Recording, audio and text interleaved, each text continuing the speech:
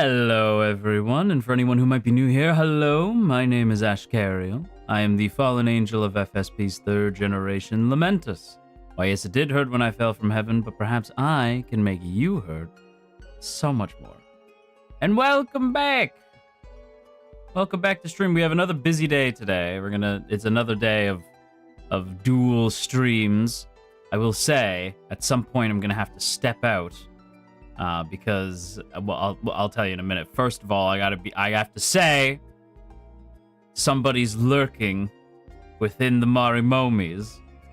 I see a certain high. Now hold on a goddamn second here. Now hang on. I want to point something out.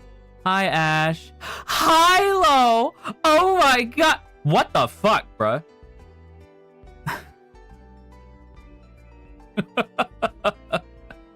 What the fuck is wrong with you guys? I'm sorry. Oh, I'm sorry. Is this a high-low stream? Oh, my bad. I didn't realize. Oh, you know what? Sorry. Let me leave. I'll just go. So you guys can spend time with high-low. Let me just leave. I'm leaving. I'm not doing this.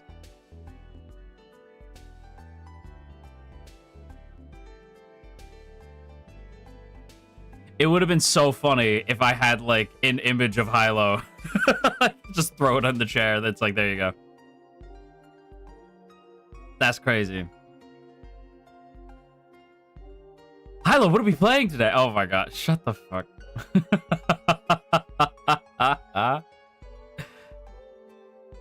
Are you free this week? You wouldn't even ask me that. That's crazy. What the fuck? Anyway, at some point I'm gonna have to step away for like a minute or two because Mama Ashkariel is here, and she asked.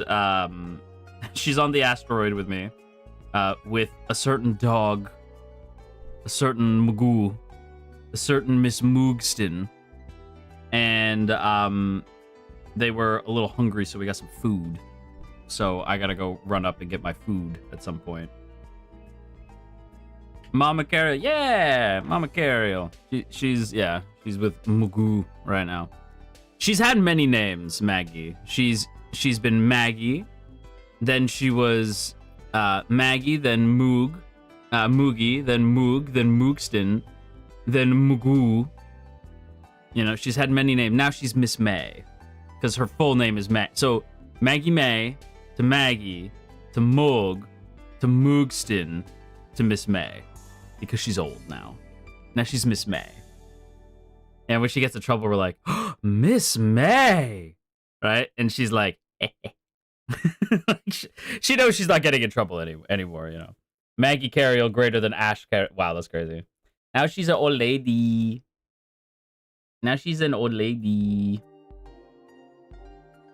Hey, let me see. Do I still have a picture of Mags? Hang on, let me see. I don't think I do. I think I might have. Yeah, hang on. I have to go find it. I'm assuming everybody knows what Maggie looks like, but I did put a photo of her on Twitter once. Hang on. Bah. There we go.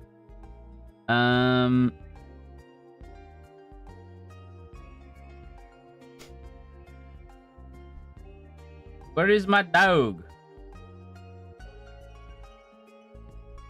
Oh, I thought it'd be easy to find, but I guess it's not.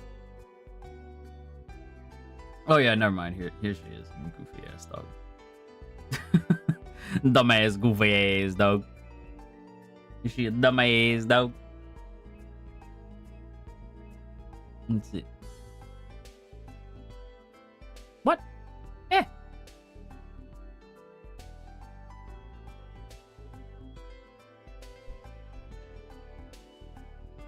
Yeah.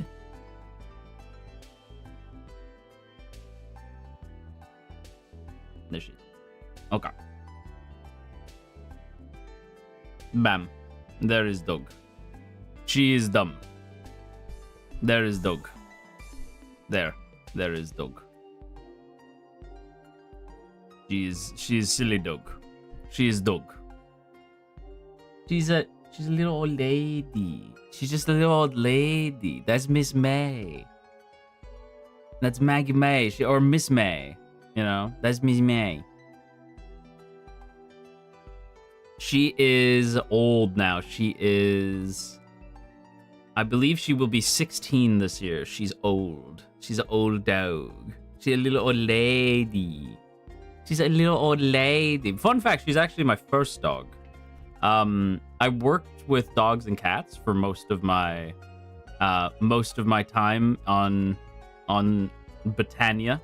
You know, I've spent a lot of time with dogs and cats, but Miss May is my doggo. She's a little old lady. She's an old dog. She's a little old lady. She's just an old gal. But I also have to be swift with it because if she smells food, she's like a shark. You know. She'll sense it on the wind. And she'll go right for the bag of food if she finds out that there's food upstairs. So yeah, I gotta be swift with it. She's crazy. She'd be running around the asteroid acting all crazy all the time.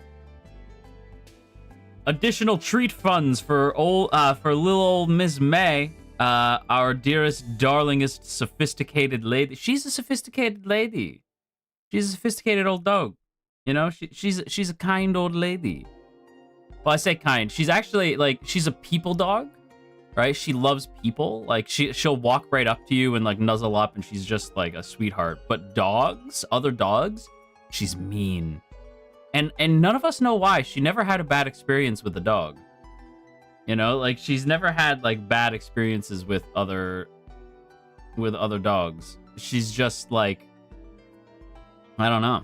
She's just a weird dog. When I go up to get food, I will bring Maggie with me. I will bring Maggie back with me. Is she territorial? She's definitely... So, she's very much like when we let her out, like outside, she'll pace our, like, the asteroid, right? Like, so when she's allowed out of, like, this little enclosure we have here, she'll pace the asteroid and she'll just, like, sniff everywhere. And if she senses even the faintest hint that something was there, she'll, like, sniff. And just like sniff there for as long as we let her. She's like, what is that? Who was here? Right? When I used to come back from godly duties, she would sniff my pant leg for like 10 minutes and be like, who is that? Who were you with today?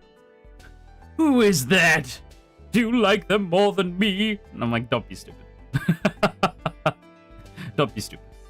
Of course not. She's my Miss May, you know? Of course not. She's like, welcome. She's the welcome home cheater meme. Yeah, exactly. Welcome home, cheater. That's literally, yeah. She's like, you were hanging out with other dogs. Is that a cat I smell? That's literally Maggie. Yeah. That's Ms. Moog. How dare you see other dogs? I know. I love that we have... So, for anyone who doesn't know, there's a wrestler called Danhausen. I know that Kit knows who Danhausen is. There's a wrestler out there called Danhausen. And anytime he sees somebody else, he calls them like, oh, it's nice to see you. CM Punkhausen, right? Like, he'll call everybody Hausen, right? So, like, Blankhausen. And I realize that we kind of have that as well. That it's like, Mama Cariel, Papa Cariel, Maggie Cariel, right? Like, Brother Cariel. You know, there's always blank Cariel. So we have our own Hausen. Oh, so good to see you. Ah, yes. CM Punkhausen, yes. Yes. I can't wait for CM Punk to come back from to the show that shall not be named. But I miss Punk so bad, dude. I don't know where the fuck has my boy been, you know? I know y'all know what I'm talking about. That boy's been gone. I miss my boy. Add Cariel to anyone anonymous but associated. It's true. Anyone anonymous but associated with me is blank Cariel. Yeah. The only one who I think is not anonymous is Maggie. Right? But even then, she's Maggie Carriel. But your surname is FSP. It's true. The Backrooms took him. It's true. Like, it feels like CM Punk just got slipped into the Backrooms. Because it's not like he didn't have a story. His story was like, so after him and Roman had their match, the story was that Punk did not feel like a loser because it took Roman fucking Reigns to dethrone him, and he should feel proud, and he did have a good run with the belt, right? The heavyweight belt. Like, he did have a good run with it. And then he's confronted by Cody, and Cody's like, hey, you know what? Like, good for you, man. Like, blah, blah, blah. And Punk's like, yeah, man. And you know what? Like, I'm going to keep fighting, and you need to stop acting like such a fucking baby. Like, he basically tells Cody to, like, stop acting like an idiot, man up, and go kick some ass, right? Because Cody's been, like, in his fucking feelings lately, right? And there's nothing, by the way, there's nothing wrong with being in your feelings. There's nothing not masculine about being in your feelings. When I say man up, I just mean, like, I would say woman up to Rhea Ripley, too. You know, it's like, just be an adult time and go get shit done, right? Because Punk was, like, kind of embarrassed by Cody, right? He's like, what the fuck are you doing? Right? And he's like, I'm going to keep fighting because eventually I'm going to get my turn again.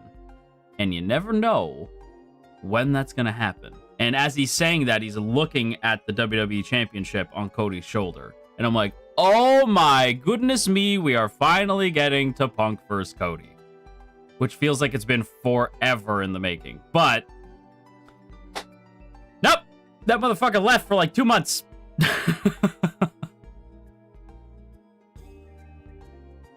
Kitty, thank you so much for the lovely offering. Hello, my lord. I wanted to support you before I can't watch you or send supas for like 3 days at the start of July. I'm going to a BTS concert. Also, I miss you. A BTS concert. Lucky you. My goodness. That's going to be a lot of fun. I hope you have a great time. Also, before I forget, before I talk too long and forget to go up, I will be right back. Hi, Lo, if you're still here, entertain. Okay, I'll be back. Gotta get my phone. I gotta get my phone. I'll be back.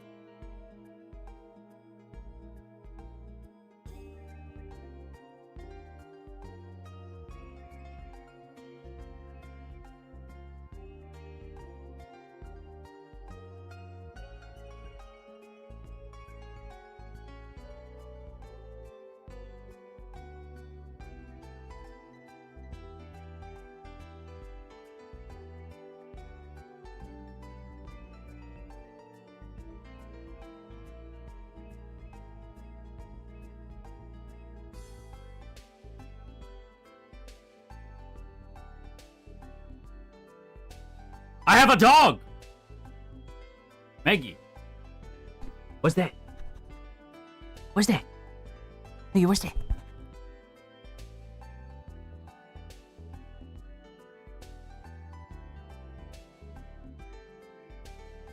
I don't think she's making much noise. Hey, wait, let's see it. What's that? What's that? You don't want... Okay. Hey! Mog! What the fuck? She just ate one of the fries on the table. You little shit!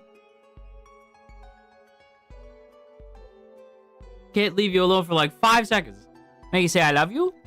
Can you say I love you? She's like, I can say it, but I will not.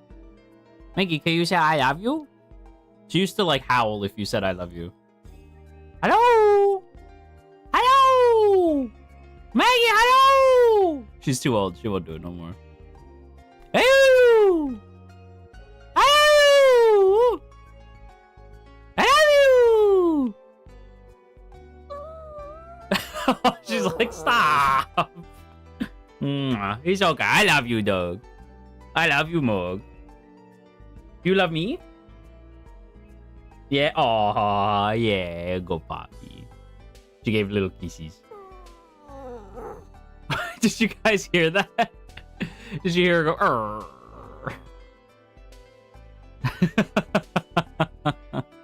Did you guys hear that? Oh, okay. Did you get... Hey, Maggie, can you say hi? Can you say hi?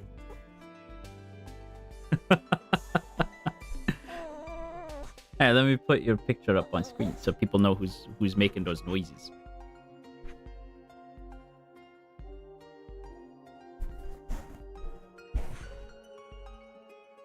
That's your microphone. That's how you say hello. That's how you say hello, Poppy. She's getting lots of scritches right now. Because I want her to know she's cool. Oh! No, you don't hit the mic. You don't hit the mic. No. Yeah. Okay. Here. You want to go upstairs? Hang on, I'm gonna let her upstairs. She likes just kind of hanging out. Okay, do you want to hang out? We can hang out too. You don't gotta go upstairs. You can hang out with me. You can hang out with me and the Marimomies. It's up to you. Whatever you want to do.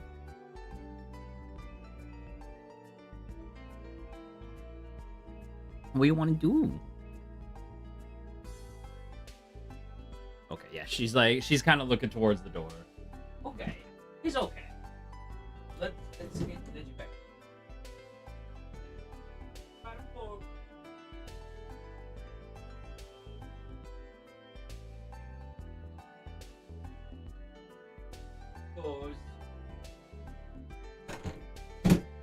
believe she stole one of my fries. That little shit. That's pretty Moog though. It's very Maggie coded.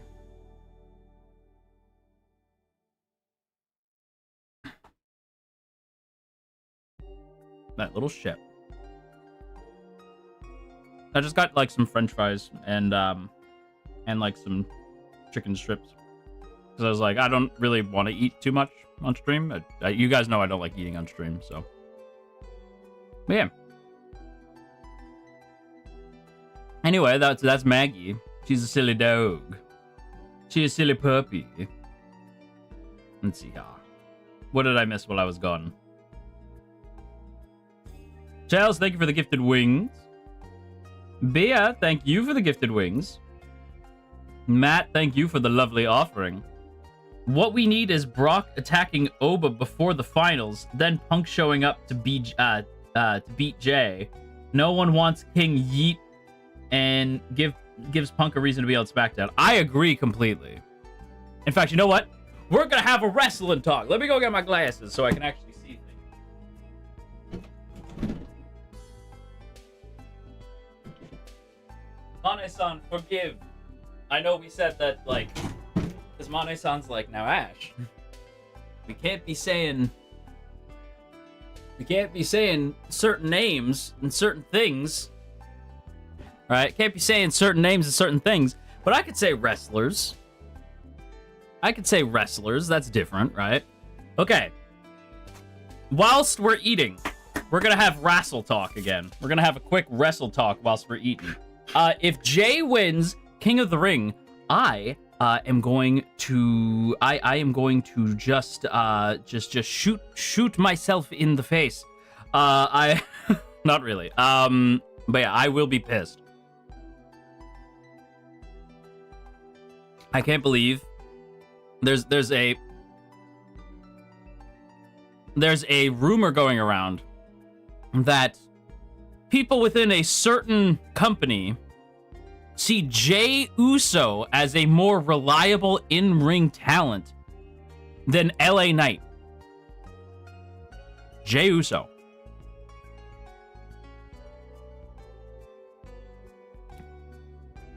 I'm going to scream.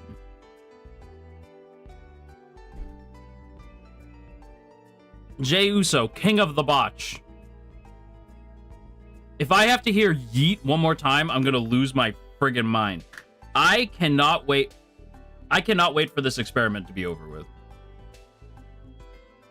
And I know people are gonna be like, that's harsh. You're supposed to be nice. You're a corporate bully. I don't give a fuck. I am not a Jey Uso guy. Not a Jey Uso fan at all. I used to be very kind and generous to Jay because at least Jay was entertaining, but now he doesn't even have the decency to be entertaining anymore.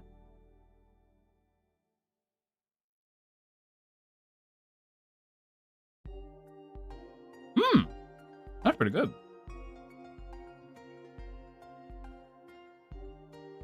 No, I would love for Punk to cost Jay a shot at King of the Ring. Because, yeah, no, absolutely not. There's a person called Yeet? No. His catchphrase is Yeet. Keep up, Print! Walk with me, Print! Walk with me!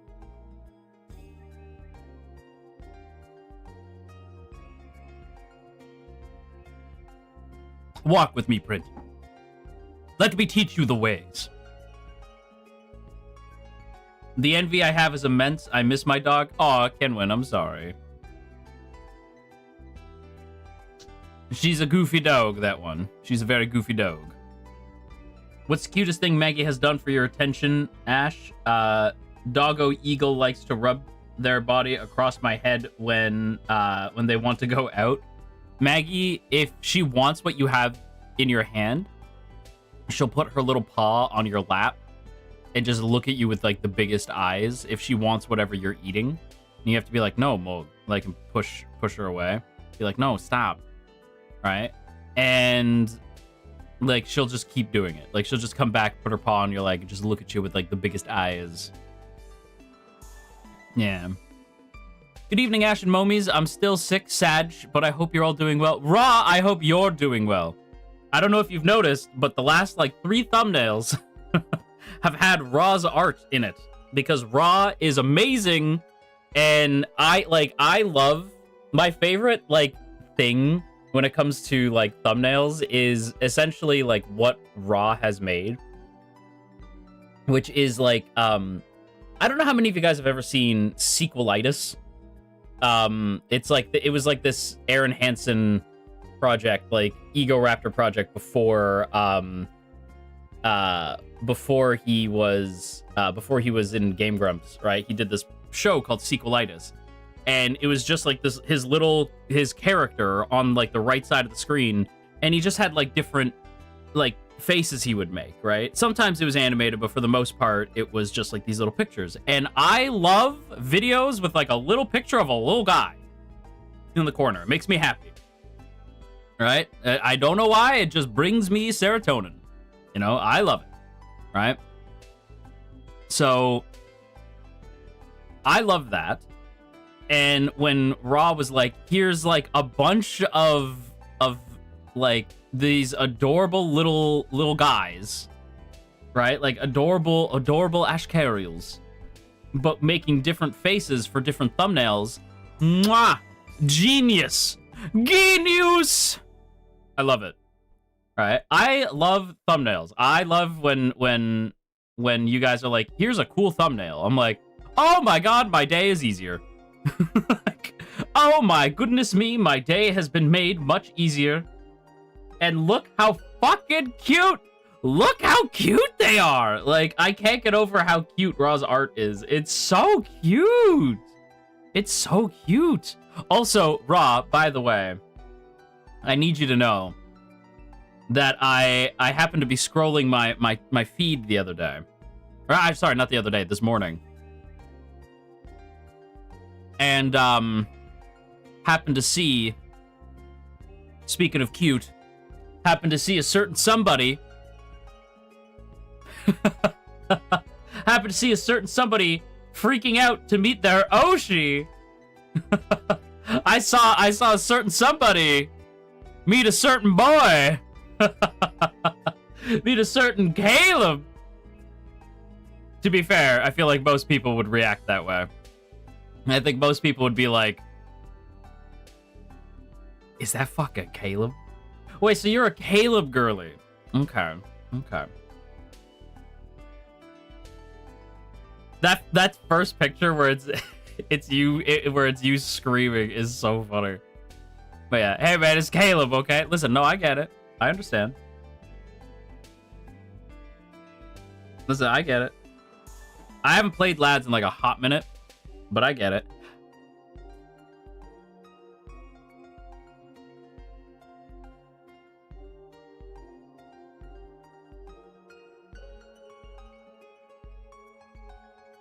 Didn't they make Caleb a... Am I allowed to say this on stream? Let's call him a sister connoisseur. Didn't they make Caleb like a sister connoisseur recently? That's not great. We're gonna ignore that. We're gonna ignore that they did that.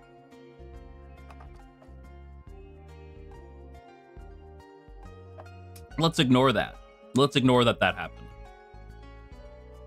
Mash, thank you for the 5 gifted wings. Holy cow, Mash. Thank you, thank you.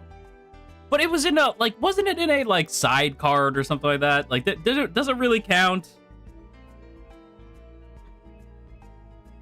I don't think that counts, right? The budget for the event was insane. They had, like, every screen of that building dedicated to Caleb and his birthday, and it's actually insane. My jaw was on the floor. I love the cosplayers that get to be at those events, because I'm like, holy shit, that's just straight up the guy. And it was on all day? Oh my god. That's crazy. All day? For 3 days? Sorry, I'm thinking of El Dorado. For 3? You know what I want to do? You know what I want to do? I want to do a miniwishie. And I want to see if I can watch El Dorado and quote the whole thing. Hang on. I'm going to... Hang on. Hang on. Is it on? No. Oh no. Hang on. I don't know if I can. Because I was like, I was trying to see if I'm like, can I? Is it possible for me to? Hang on. Maybe I could do it from memory. Right. A glorious city built by the divinities of God, who saw fit to bestow the gift of a paradise, grateful and harmonious upon us mere mortals below, and made El Dorado the magnificent and golden 1,000 years ago. El Dorado, we're hitting the fast forward. El Dorado. Mash, thank you for the 6 months. Hope you're all having a good day, Mario Momies. We're hanging in there, Mash. We're having a great day. Thank you, thank you, thank you. All right, 7 tons of gold for we. Tons of gold for me. Tons of gold for we. 1 more roll. Guys, you're broke. You got nothing to bet with. I have this. What's that? A map? A map? The city of gold. What? Excuse us for 1 moment, please. Julio, this could be our fate, our destiny. Miguel, if I believed in fate, I wouldn't be playing with loaded dice. One more roll. What do you say? All right, Pee-wee, you're on. No, not with those. We roll with my dice. Is there a problem? No. I am going to kill you. Miguel's playing the hang on, wait. Linda, come here, my girl. Miguel's playing the, like...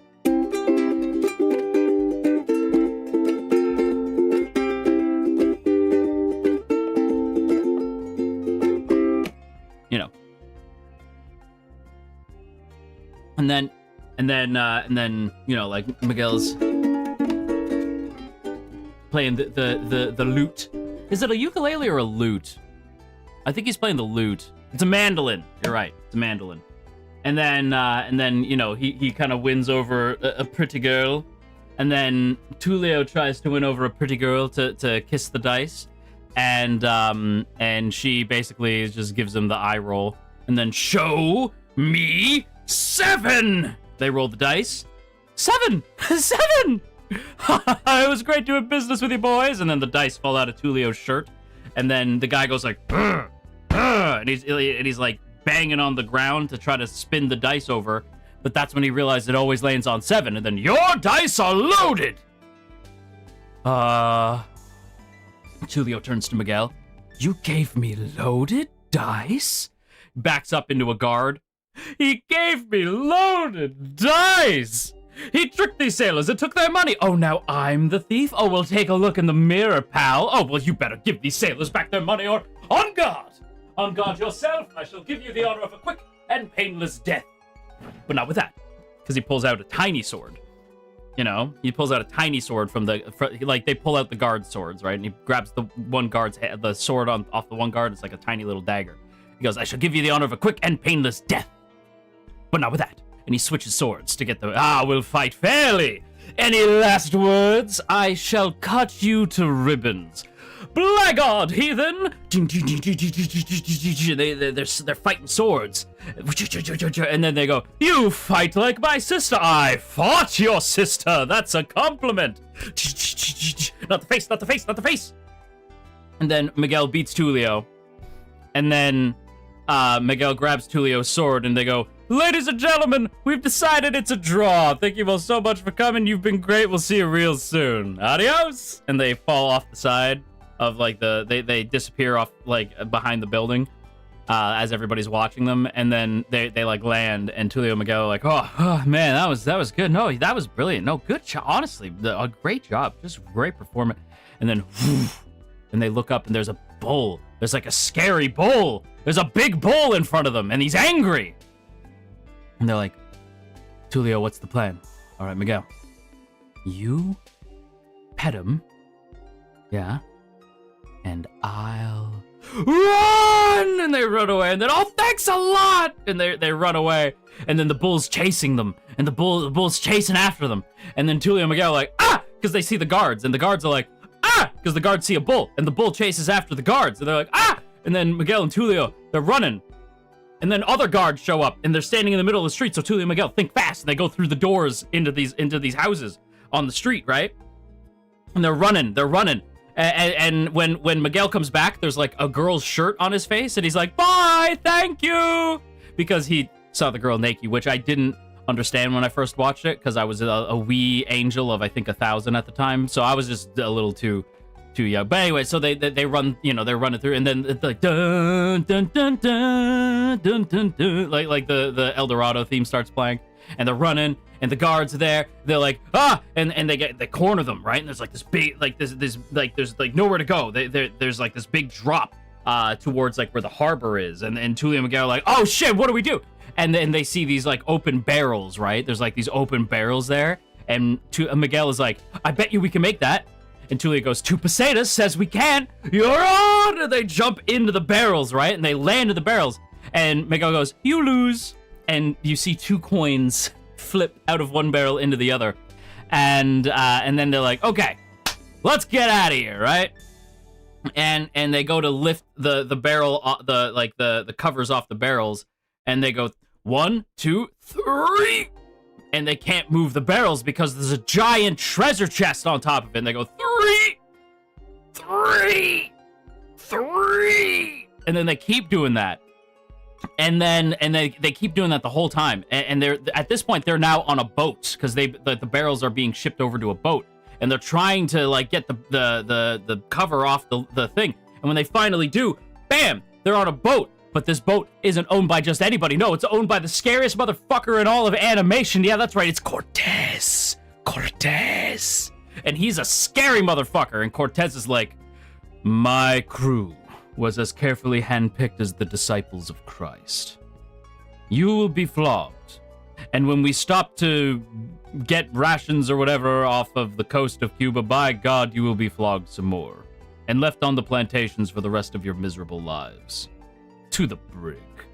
And Tulio's like, oh, we're so fucked. And Miguel goes, all right, Cuba. And then they get thrown into the brig. And then, so the brig is like this, like, it's kind of like, the brig's weird to explain. So it's on the boat, but it's like a hole in the boat, but it's not like a hole. It's like a little, like, holding cell in the boat, like on, like, the middle of the boat. There's, like, these little, like, there's, like, this great, it's weird. Anyway, so they're in there, and it's like a little jail cell, and there's like a roof that has like sunlight that goes into the brig, and they're like in the brig, right? And so they're like just kind of waiting, and an apple falls off because this guy's like carrying a bunch of like this bowl full of apples, and Altivo, which is Cortez's horse, he really wants the apple, right? And so like Altivo's like, I'll have an apple, and the guy holding the apple's like, no, you're on half rations, Altivo. Orders from Cortez. And Altivo's like, oh man. And so the apple falls off of the bowl and rolls into the brig, and it lands on Miguel's chest. He's like, oh, apple. And so he grabs the apple, and he's about to take a bite, but then he looks at Tulio, and he goes, so, how's the escape plan coming? And Tulio's hitting his head off a wall, right? And he's like, wait, I'm getting something. All right, you and I, in the dead of night, right? We grab some provisions, hijack one of those longboats, and then we roll back to Spain like there's no mañana. Back to Spain. Yeah. In a rowboat. Yeah. Well, I love it. Okay, so how do we get on deck? Okay, in the dead of night. Yeah, you and I grab some provisions. Oh, God. Hijack one of those longboats. Oh, okay, well, what's your idea, smart guy? I don't know, you're the one with the plans. And then they hear, like, sounds of sniffing, and they look up, and they realize, oh, wait, the horse is up there. And so they have, like, Miguel gets Tulio to hold him up, and Miguel goes, would you like the shiny apple, Altivo? Well, you have to do a trick for me first. You need to find a pry bar, a long piece of iron with a hooky piece at the end. Miguel, it's a stupid war horse. He's not gonna understand pry bar. There's no way he can... And they look down, and Altivo has given them the keys to the brig. Right? The keys to the brig, and they're like, well, it's not a pry bar, right? Because Miguel's like, it fucking worked though. Because the whole movie, Miguel's making funny faces, by the way. So Miguel's like, it worked, right? And then so they get out and they steal, they get out and they start sneaking over. And so they put a bunch of provisions in the longboat, and they're trying to get over there, like to the rowboat. And then Altivo, the horse, like he's like bumping into them, right? And they're like, they're confused because they're like, Altivo, like what's going on, man? And Altivo starts making noise, and they're like, Altivo, shh, quiet, please. And they're like, oh, he wants his apple. And so they throw the apple back up to him so he'll shut the fuck up and let them escape, right? But the apple bounces all over the place. It like spins off like the one, like the magnifying glass, and it bounces off the mast, and it's going everywhere. And then eventually it falls in the water, and you hear ploosh. And Miguel and Tulio are like, what was that? And then Altivo just drops into the water. They're like, ah, Altivo! And so they swim in, like, Miguel dives into the water to go get Altivo, right? And he's like, I'm coming, old boy! Help's on the way! And meanwhile, Tulio's like, holy ship! Because he actually says that, holy ship!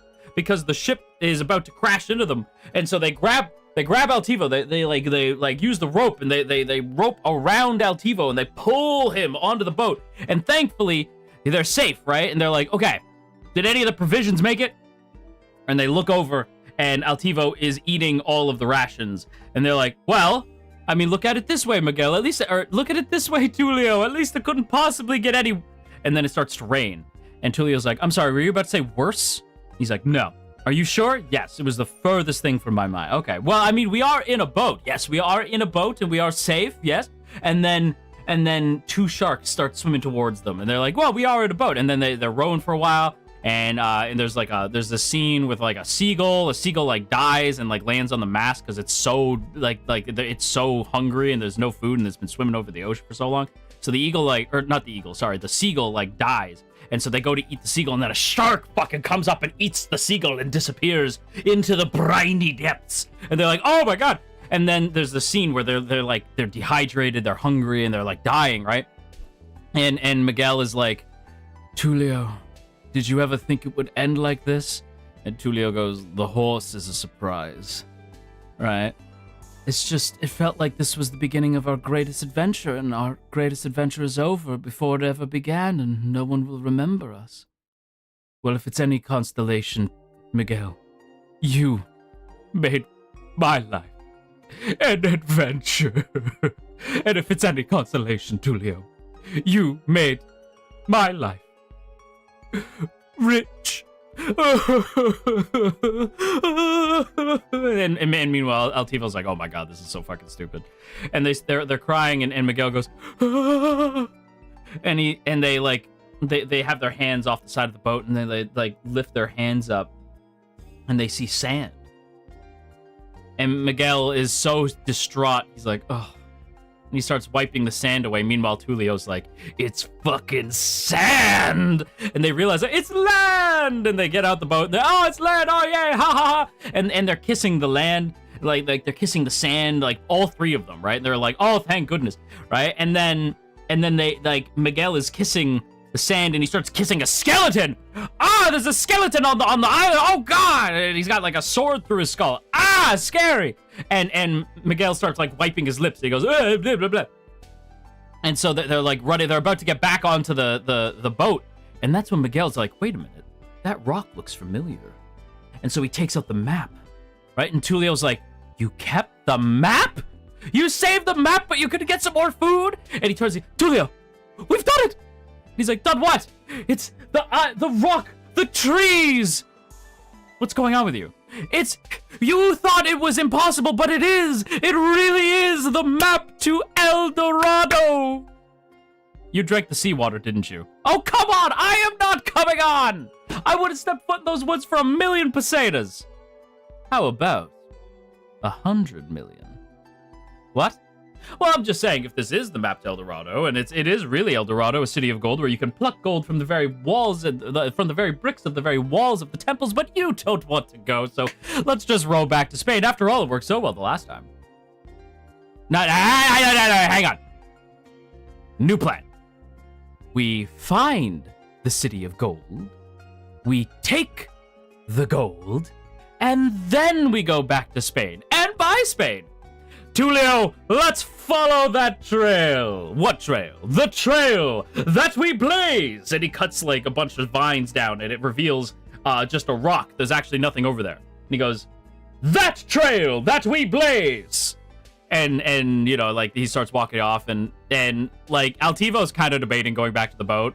And Tulio's like, no you don't. And he grabs him, and then he bites Tulio's ass, and he goes, ow, your horse bit me in the butt. And then, the trail we blaze is a road uncharted through terra incognita to a golden shrine. No place for a traveler to be faint-hearted. We are part of a sumptuous grand design, changing legend into fact. We shall ride into history. You know, anyway. But that's like the beginning part of the movie.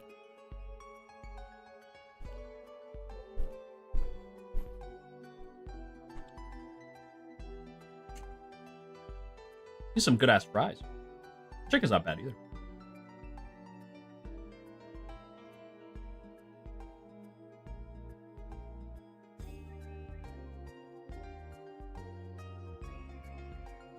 Does this count as me watching some of the movie? Yes.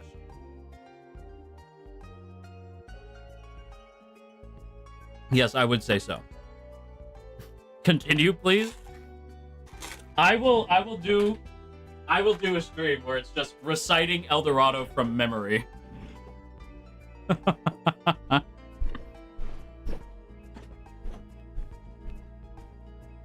I could do the same thing with the Digimon movie.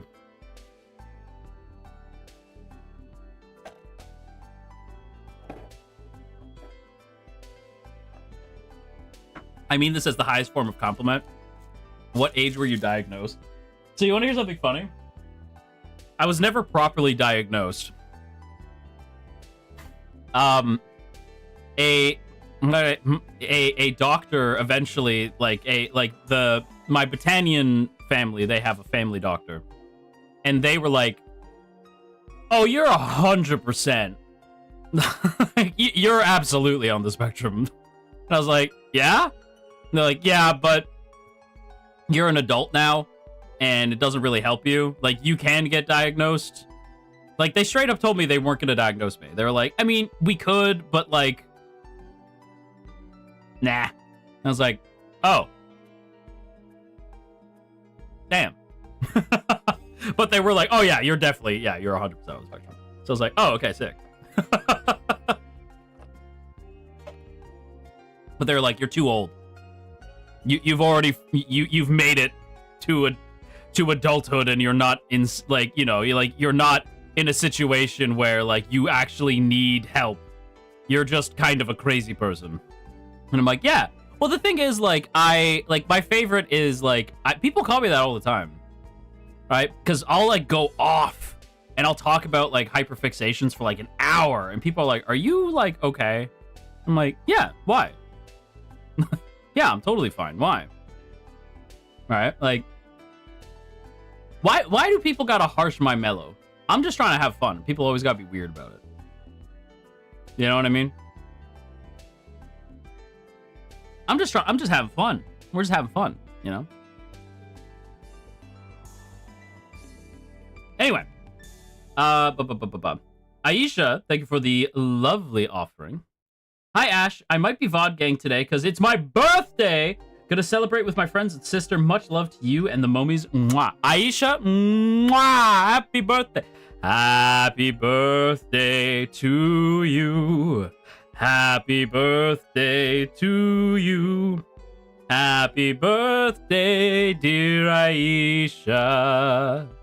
Happy birthday to you. Yay! Happy birthday!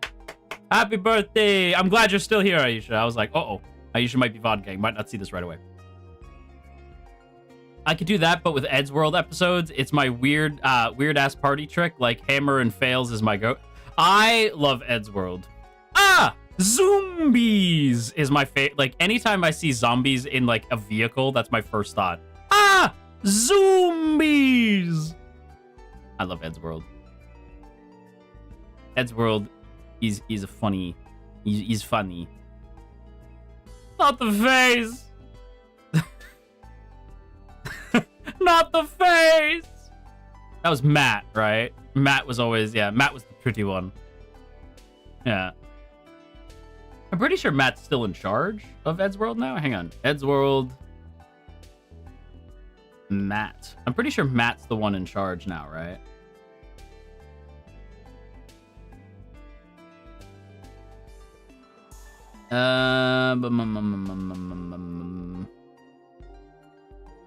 Yeah, yeah, he's the showrunner for Ed's World Beyond.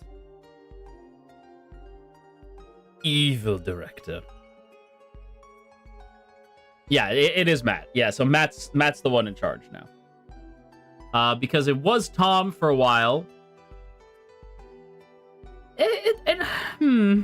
Like, I think Tom did a good job. Tom was given a really shitty situation. Because, like, imagine your friend makes a cartoon about you and your friends. And then that series gets really popular, but then unfortunately that friend passes away. And when that friend passes away, everyone now looks at you, and you're supposed to be the guy. You're the guy who is now the one who has to take over the show. And you have your own commitments, by the way. That's a shitty situation to be put in, right? Tom did everything Tom could. I wonder what Tom's doing now. What is Tom doing now? I'm gonna look this up. Is he still doing Astif movie? Eddsworld is based off real people? Yes. Tom is actually Tom Ska, who makes Astif movie.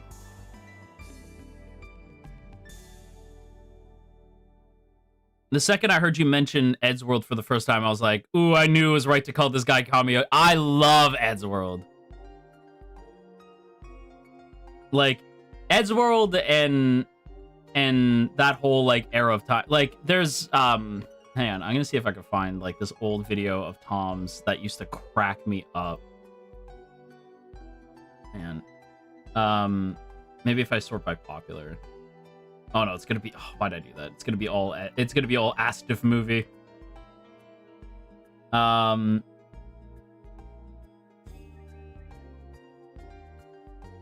it. Yeah, no.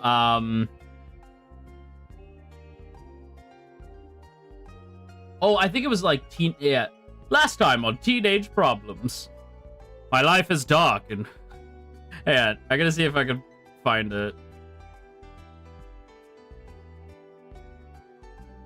Damn it. Man, Tom Ska. Teenage Problems. Did he get rid of the video? Because I can't find it now.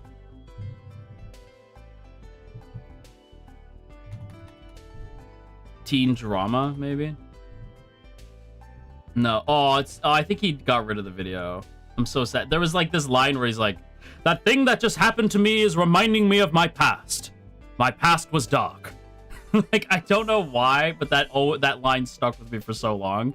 Because there's so many, like, teen dramas that do that. That thing that just happened to me is reminding me of my past. My past was dark. And then, my life is awesome. Your life is in shambles. My life is in shambles! Like, I always think of that dumb video, but now I think he got rid of it. Now it's all Astif movie. Everybody do the flop. Man, the more I talk, the more I'm like, yeah, I'm definitely on the spectrum. The more I think about the things I like and the things I quote, I like trains. Yeah, it's all starting to make sense.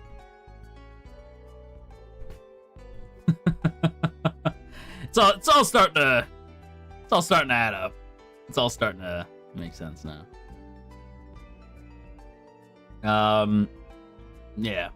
No, it's I like trains. Oh, honey, yeah. Yeah, I'm like, you know what? Yeah, it's all coming together. It's all starting to make sense now. Serena, thank you for the lovely offering, by the way. I can't wait to watch the amazing acting for You From Free. I feel so immersed. I don't remember that movie, but it feels like I've watched the movie before. An 11 out of 10. Serena, thank you. I do a good job, don't I? I can't believe I can quote that whole movie. And then I could also do, my name is Kari. Kari. And this is Ty. Ty. Hi, Kari, Ty. I don't think I could do the Digimon movie. I think I could do Scott Pilgrim. Not so long ago, in the mysterious land of Toronto, Canada, Scott Pilgrim was dating a high schooler. And it goes to, like, young Neil's house, right? And you're dating a 17-year-old Chinese schoolgirl. Yeah, her name's Knives Chow. She's Chinese. Like, all right, Scott. That's fucking weird. Scott, are you actually happy or are you really evil? Ow, that hurts. I'm hurt, Kim. Wounded even. Hurt, Kim. Scott Pilgrim, you're Canadian. Yes! I am Canadian. She was 17, Scott. Have you seen? Yeah, she was 17. Okay, I'll say this about Scott Pilgrim, right? That, because I've seen people be like, it was a different time. No, it was weird then, too. No, it was always weird. It was always strange. Hello again, friend of a friend. I knew you went down. The common goal was waiting for the world to end. Dude, so good. Do you know Mitchell versus the Machines? No, I haven't heard of that. No, it was always weird. Yeah, it was always weird. It was always weird. Exactly. See, that's the thing that pisses me off. Is like, it was always weird. That's the point. Scott was weird. Like, Scott was not a good person. He was, to be fair, he also, I think they kissed like one time, right? And it is like unbelievably fucking inappropriate. Like, wildly inappropriate. They kiss, right? I think they kiss. I'm pretty sure they kiss. Do they kiss? Yeah, I think they kiss. They do, right? Am I dumb? Hang on. Because I'm like, do Scott and Knives kiss?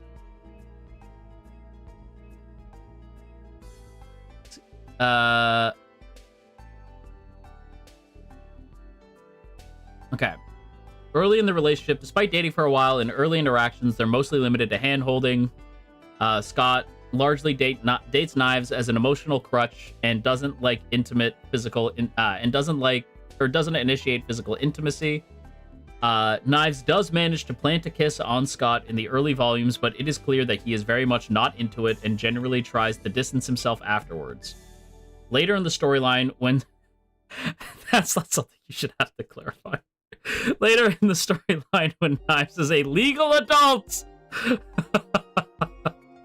they attempt to make out. The scene is famously depicted as so terrible and uncomfortable that it disgusts the reader and Scott and Knives.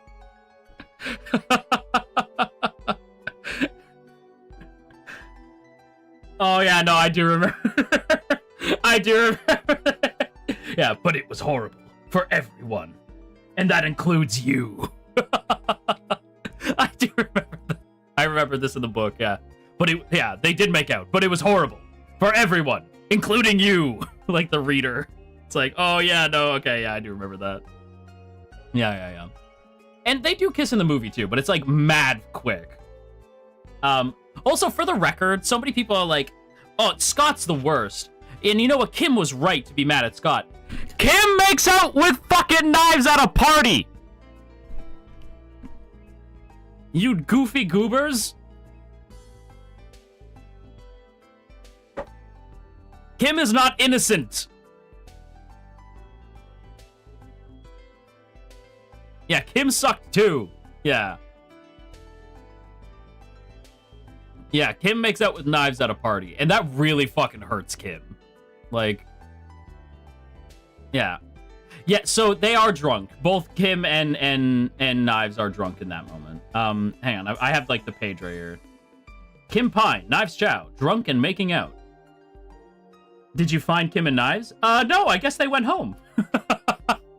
Everybody sucks. Everyone in Scott Pilgrim's a bad person. Like, that's something you have to like come to grips with. Because everyone's like, well, what about... No, Scott Pilgrim is inherently a problematic story and everybody sucks. And you have to come to grips with that, otherwise you will not enjoy that series. Scott sucks, Ramona sucks, Knives sucks, Kim sucks. Because Knives is also kind of a jerk at like several points of the story. Like, Steven sucks.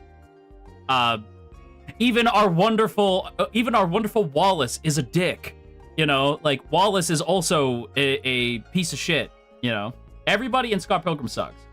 It's one of the things I really like about the like Scott Pilgrim Takes Off, like the anime they did recently. like, is they were like, yes, everyone is awful, but we're gonna try to redeem them.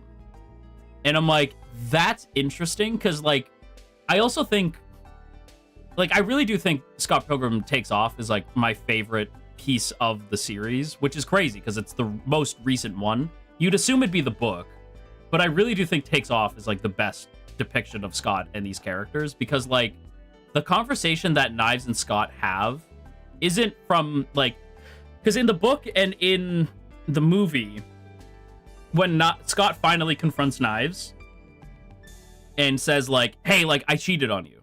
I cheated on both of you, right? Like, when he has that moment, it's not from a place of, like they frame it as, like, Scott's learned his lesson, but it's mostly so he can save Ramona, right? Whereas in the show, he just says it because he genuinely feels that way, right? Like, in the show, he's like, Knives, we should really talk, right? And they just have this conversation of, like, hey, like, yeah, I hurt you, and what I did was really uncool. I only dated you because I was, like, emotionally checked out from life, and I just needed something to use as a crutch, and that was you, and I shouldn't have done that, and that was wrong, right? I love that. Like, I love that they have that moment and Takes Off. Like, it's really good. Oh, the movie? No, the movie's... I'm not... Like, it's funny. Like, I love the movie. I really do. But it's not... I think... Of the video game, I think they actually made a new game recently. Of the game, the movie, the book, and the anime, I love all of them. But I actually think the movie, which is funny because the movie introduced me to the series, I actually think the movie's my least favorite version of the story. If someone were to try to get into the series, what's the order to do it? Because apparently the animated show is an alt story. Yes. If you've ever seen... Okay, how many of you guys know Final Fantasy VII Remake? How it's, like, not really a remake? It's kind of like that. Takes Off is, like...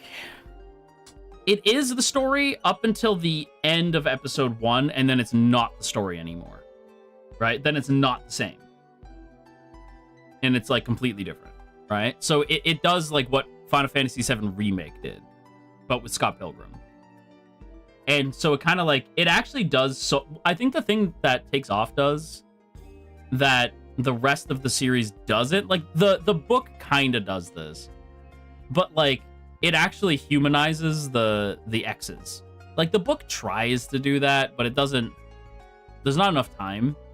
Whereas in the show, the show is heavily dedicated. And I saw so many people be like, it's called Scott Pilgrim. Where is Scott Pilgrim? Why is this about Ramona? Fuck you. You've had so much Scott. Do you really need more Scott? This is about Ramona. This whole, like, Scott Pilgrim Takes Off is about Ramona and the exes. Scott is there, but it's not really about Scott. Like, you've had so much Scott. You've had an entire book about Scott. Like, 6 volumes, I'm pretty sure, of, like... how many volumes is Scott Pilgrim? I think it's 6. How many volumes is... And by the way, for anyone who's curious, it's a comic book, but it also feels like a manga. Scott Pilgrim is what I like to call Canadians attempting to do their best impression of Japanese art. That is what Scott Pilgrim is. Right? Canadians doing their best impression of manga. That is Scott Pilgrim. And it is 6 volumes. Yeah. Yeah. And the artwork is so good. When I used to draw, my art was literally just Brian Lee O'Malley's art. It was literally just Brian Lee O'Malley's artwork because that's the art that I saw the most, and it's the artwork that I loved the most. And so my artwork, I remember I tried to draw again, and at the time I was really into Fortnite, so I tried to draw Jonesy, but it was in quote-unquote my art style, which is just a shitty version of Brian Lee O'Malley's artwork. And I looked at it and I went, it's not bad, but I don't want to draw anymore. I was like, it's not bad, but it makes me realize that I would love to see Brian Lee O'Malley just draw these characters instead of me. So I'm gonna stop now. Happy birthday, Raina. Happy birthday to you. Happy birthday to you. Happy birthday, dear Raina. Happy birthday to you. Happy birthday. Yay, happy birthday.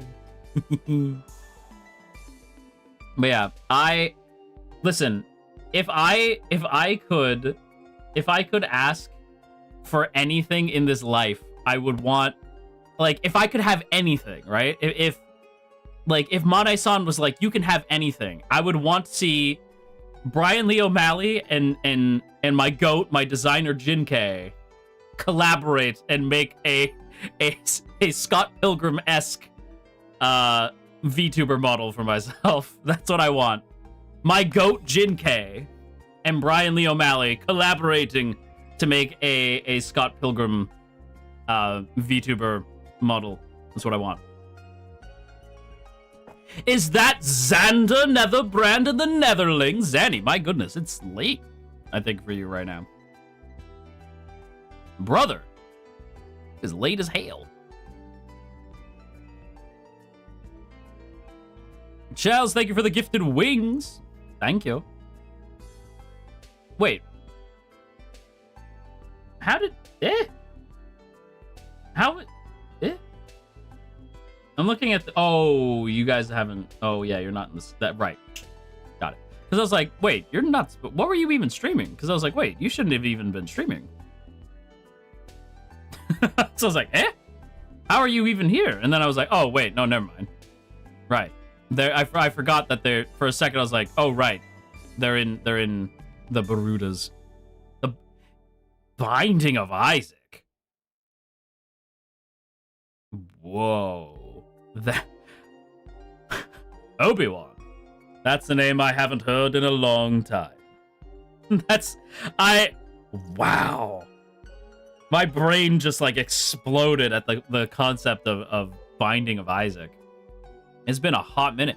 What did you guys think? Were any of the Netherlings, like, new to Binding of Isaac? Because, to be fair, it came out a long time ago. Some of you guys might not have even seen it before. You know, Charles, thank you for the gifted wings. Dami, thank you for the gifted wings. Appy, thank you for the gifted wings. Bia, thank you for the gifted wings. Pardon me. Zema, thank you for the 2 months. Hi, Ash. Hope stream's been well. It's been good. It's been good. And Luna, thank you for the 7 months. Off to the gym, feeling good about yesterday. Let's go. Sorry, I got a stuffy nose right now. It was like my Coco Melon. Oh, yeah, dude. Binding of Isaac is a classic. A couple people were. That was my first time seeing the game. It's a weird game. I may have put several hundred hours into Binding of Isaac, so it's a... Oh, yeah, that doesn't surprise me. Like, I know people with, like, hundreds of hours in Binding of Isaac. It's a classic, though. It's a classic for a reason. It's still really good. It's like a little... grim, I guess is what I'll say. It's a game that low-key traumatized baby me. It's a very traumatizing game. Binding of Isaac is a very, like, grim game, I suppose we'll say. Grim. There was this... I remember I used to get... I don't know if he even makes videos anymore. Hang on. I'm gonna look this up. I always... Anytime I'm like... I used to watch this YouTuber. I'm like... Let me look them up before I do anything.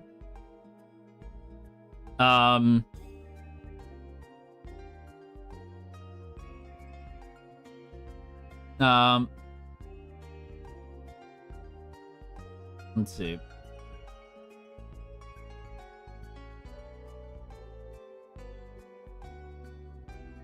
What? What? They're still making videos? Everybody hold the phone. I thought they stopped making stuff. What the frick, paddywhack? Excuse me?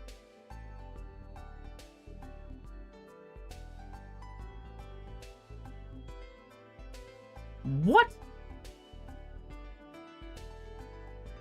What? What?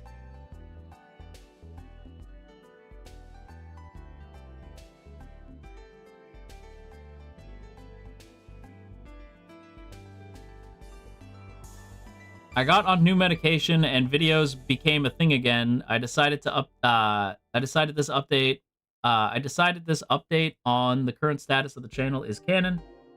In the past year, I was trying to make a new indie game, which can be seen on Patreon, as well as an album, and performed a number of live music shows. There hasn't been quite, so it hasn't been quite as dead as the channel might have made it seem, but this place still needed to come back to life. What? Okay. Sick. Okay, so yeah, there's this YouTube channel I used to love called Jordan Underneath. I don't know how many of you guys have ever heard of Jordan Underneath.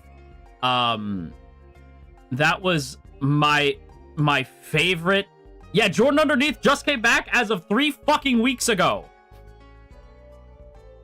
Like, and I think all of his old videos are like gone now. Like, so Jordan used to make, I know he like removed a shit ton of his old videos. Hang on, let me see. Yeah, so hang on, Jordan Underneath. Hey, wait. So yeah, so Jordan Underneath, if you look it up, there's like this thing called Jordan Underneath Archive, which has all of his old like gaming videos. I used to get all of my old gaming recommendations from Jordan, right? Like, this dude was like I loved this dude, right? Like, all of my old like gaming recs came from Jordan, like Franbo and like Dreaming Mary and like Ib, right? He was yeah, like Resident Evil monsters, 10 creepy towns in gaming, favorite non-horror video games, the best thing about Undertale. The only things I know about Undertale came from Jordan, right? Super Mario, but it's Call of Cthulhu, right? Like, yeah, so many of these videos like altered my brain chemistry.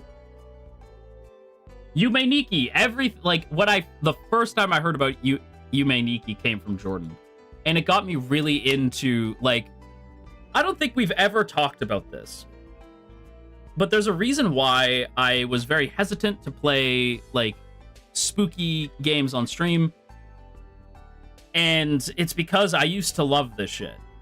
In particular, RPG Maker horror games were like my favorite thing of them all. I adored them, and I was very hesitant at the idea of ever playing this stuff on stream, because I feel like it's from a time that has long since passed. And so I get kind of like anxious to play these things, you know? Did you ever watch anything YTTD related? Hang on, YTTD. I don't know what that is. YTTD. Oh, Your Turn to Die. I had a very bad experience with Your Turn to Die. The fan base for Your Turn to Die was very mean to me like a million years ago, and I never played the game again. I had a very bad experience with Your Turn to Die. So I don't think I will ever play it. Because I was massive into Danganronpa. Like, massive into Danganronpa. I still love Danganronpa. Like, it's one of my favorite franchises of all time. And I got really into your, like, and the thing with Danganronpa is, people die a lot in Danganronpa. It's like the point. But when they died, I would need to take time, like, away from the game. I'd be like, okay, I need to, like, take a pause away from the game. Like, I don't know if I can play it right now. Like, I need a break from it. And I said that about Your Turn to Die, and I've never been attacked harder than by Your Turn to Die fans, because they were like, what do you mean? You're such a baby. Oh my god, just play the game. And I'm like, I'm sad. Like, what the fuck? Yeah, I need a minute. Fuyuhiko. Hang on, let me double check that is my boy's name. Yeah, Baby Gangsta is my favorite. Fuyuhiko is my favorite Danganronpa character, which I think always surprises people. Listen, if I could have a second outfit, it would be one of two things: either Skater Boy, or like inspired by my goat. I'd want to be like, I am Fuyuhiko's father. I don't think you guys. Listen. I think it's time that I told you the truth. Fuyuhiko is my son. I raised that boy. Now you know that. That's my child. I raised that boy. Whatever he tells you about his family is false. I raised that boy. That's my son. You know. But yeah, Baby Gangsta. That's my goat. That's my goat. But yeah. Yeah. Big sibling over him is he's cute. I love Fuyuhiko. He's the goat. To be fair, all my favorite characters are from the second game, because the first game I do like a lot. I'm trying to remember, what was his fucking name? I forget his name. Hang on, Rumpa.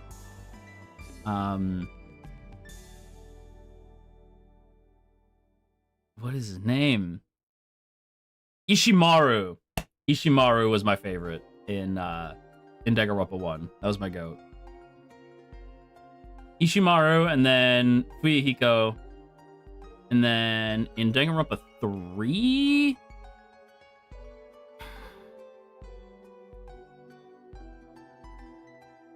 Oh, fucking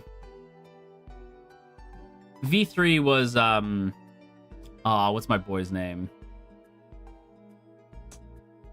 What's my boy's name?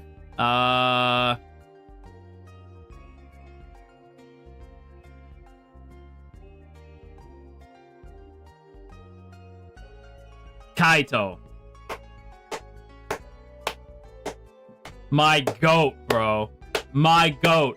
Give it up for the fucking goat, bro. Kaito, bro. My goat. Kaito. I also liked, hang on, what was the robot guy? Kibo. Yeah, I liked Kibo too. Kibo was cool. Yeah, Kibo. I liked Kibo. But yeah. I don't really talk about V3 much, but I talk about Danganronpa. I have my reasons. If you've played Danganronpa V3, you know why. No spoilers, obviously. I don't talk about V3 a whole lot. It's definitely not bad. I'll say that. Like, because I think people assume that, like, when I say I don't talk about V3, people assume it's bad. And I'm like, no, I really like V3. It's just I tend to not talk about it as much as Danganronpa 1 and 2. It's funny because, like, I'm the same way with Digimon Tamers. I don't really talk about Tamers a lot, right? Like, because people know, like, I'm a big Digimon guy. Mainly the anime. And I know people are like, you don't, like, you only talk about Adventure 1 and 2. And I'm like, yeah, well, yeah, those are my series, right? And then people are like, but you never talk about Tamers. Oh, I fucking love Tamers. But you don't talk about it much. Yeah. It's the same thing with V3. It's like, yeah, I love V3. You don't talk about it a lot. Yeah, well. The world ends with you? Damn. The world ends with you. Okay, here's some fun fact about The World Ends With You and Ashkariel. Never played it. Never personally played it. But boy, was I obsessed with a game that I never played. Boy, was I ever obsessed with it. To the point where, like, I was desperate for The World Ends With You to end up in Kingdom Hearts. Like, I had never played it, I watched playthroughs of it. I loved the characters. I love the fashion in The World Ends With You. Like, I am, like, I was obsessed with it. So you can imagine my fucking surprise when Dream Drop Distance is coming out, and they're like, Sora's like, who are you? My name's Neku, and you're not part of the game, right? And I was like, what the fuck? What the fuck? What the fuck? What? I lost my mind, dude. That was the coolest. I need Sora to see Neku and the gang in Quadratum. Like, I need them to confirm that The World Ends With You is taking place. Like, the characters we saw in Dream Drop Distance are from Quadratum. Like, I need them to confirm that. Right? Like, oh, dude. That was such a good game. Like, and it's funny because people are like, oh man, the gameplay, right? And I'm like, oh, I don't know. I just love the story, and I love the fashion, and I love the characters. I never played it. But man, was it a cool series. I didn't hear anything about the new one, though. Like, Neo, The World Ends With You. I don't know what happened. Hang on, Neo... Twibby. I didn't hear anything about Neo. Like, it came out, and I feel like I haven't heard anybody talk about it. Maybe I'll check it out. Nobody bought Neo, but it was really good. I feel like The World Ends With You is one of those series... The World Ends With You has a Tron problem. You know what I mean? Where it's like, it has a fan base, it's hardcore, it's dedicated, but it tends to not sell very well. I feel like if you put a small amount, like, if you give it a smaller budget, make it a lower title, like, a lower priority, and then you put out a new World Ends With You game, it'll do well. It just needs a lower budget. But then how do you justify that? You know, like, where do you cut budget? I don't know. It's complicated, you know? But yeah, I think another big issue with it is, like, I know, like, they got rid of, like, Neku is not, like, the protagonist of this one. I think he's in it, but I know he's not, like, the protagonist. I think the other characters are in it, though. But yeah. Ash mentioned Tron! Oh, don't get me started. You know we can't get started on Tron. He is in it, but it's very late game. Okay. I was gonna say you can spoil it if he is or in it. I mean, don't spoil what happens, but I'm like, you could tell me if he's in it or not. It was just randomly dropped and nobody knew about it. Like, I'm trying to think, like, is The World Ends With You, like, Square's most niche game, or is there something even more niche? Like, hang on. Square Enix niche series.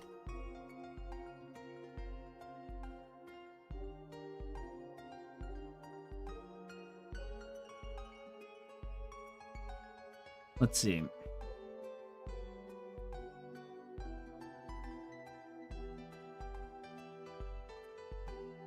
Front Mission is Square Enix? What? No, it's not. Is it? What?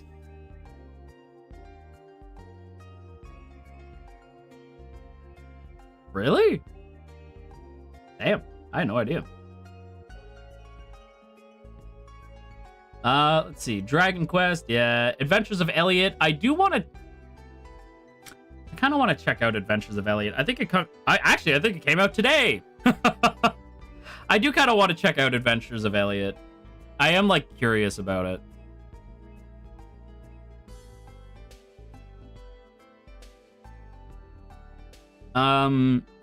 Maybe we'll play it on stream. I don't know. We'll see. We don't have any, like, long-running series on this channel, do we? Like, I feel like we don't... Like, that's just not something we've had. We've played a lot of, like, one-and-dones. We don't have, like, a long-spanning series. We could do Adventures of Elliot. The Millennium Tales.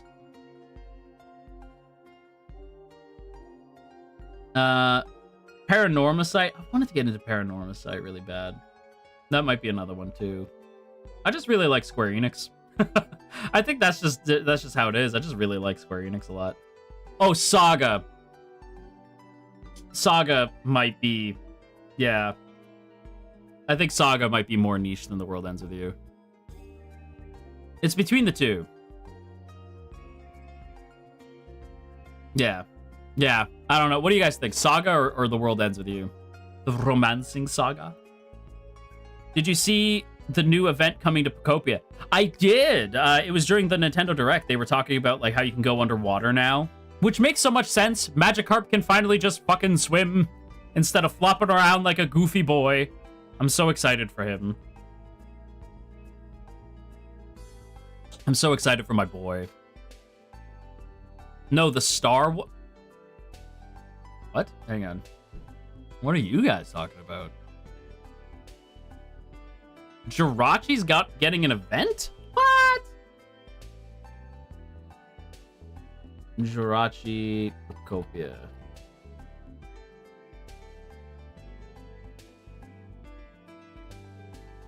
Wait, what?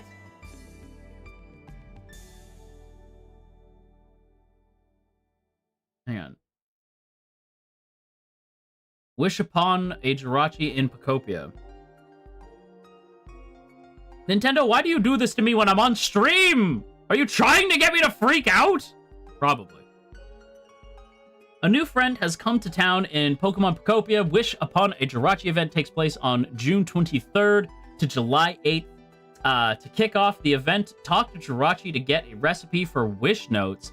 From there, interact with other Pokemon to fulfill their request to transform the wish notes into sparkling notes. Visit Jirachi at your Pokemon Center of choice and exchange sparkling notes for furniture and decor inspired by a starry sky. Fuck! I need it. Are we going back? Are we going back to Pocopia? Is it time?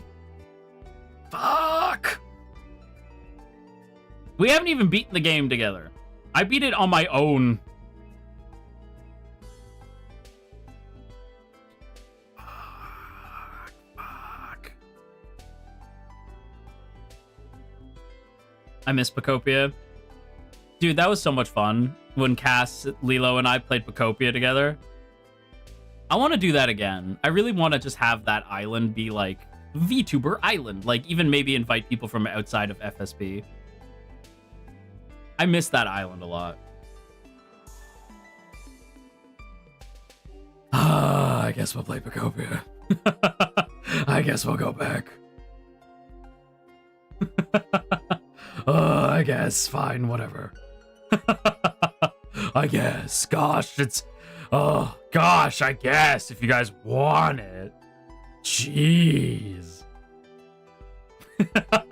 It's me. I want to go back.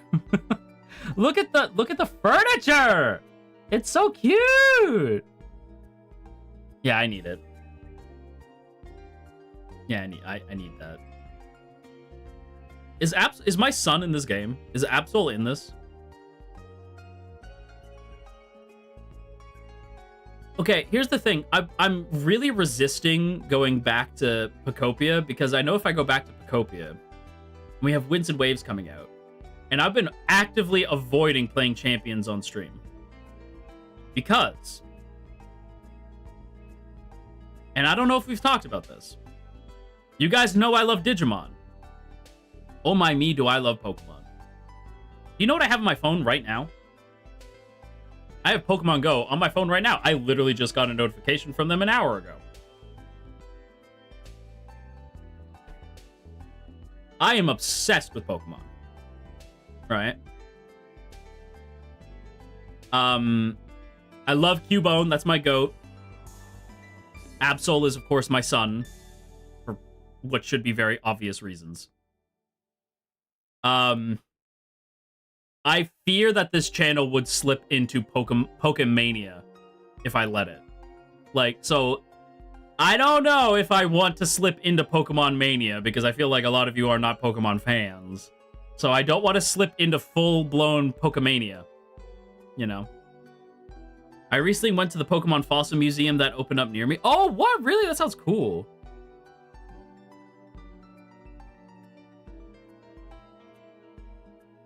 Pull it.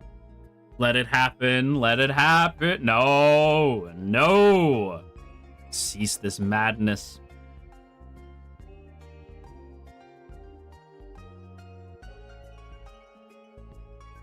Okay. The London one? Well, no, don't do that. Don't share information about where you all live. I was like, no, hush.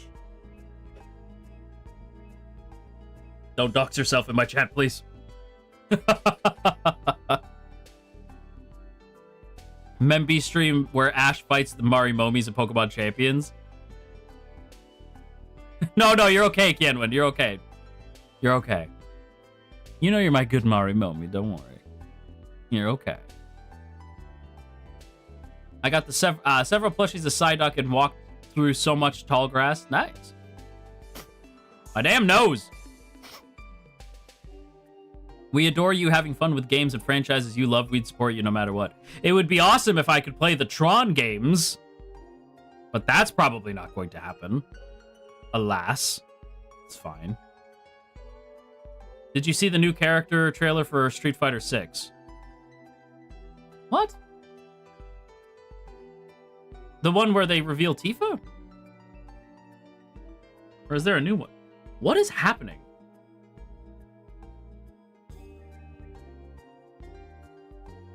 Oh no, this is for Yasmin. Okay. Sorry guys, we're gonna do a quick reaction.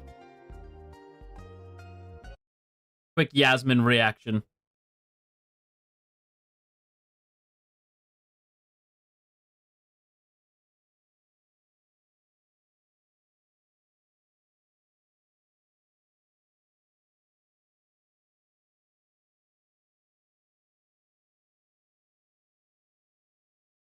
Oh no. Please don't be awesome. God damn it. Why are you beating up my girl Kimberly, bruh?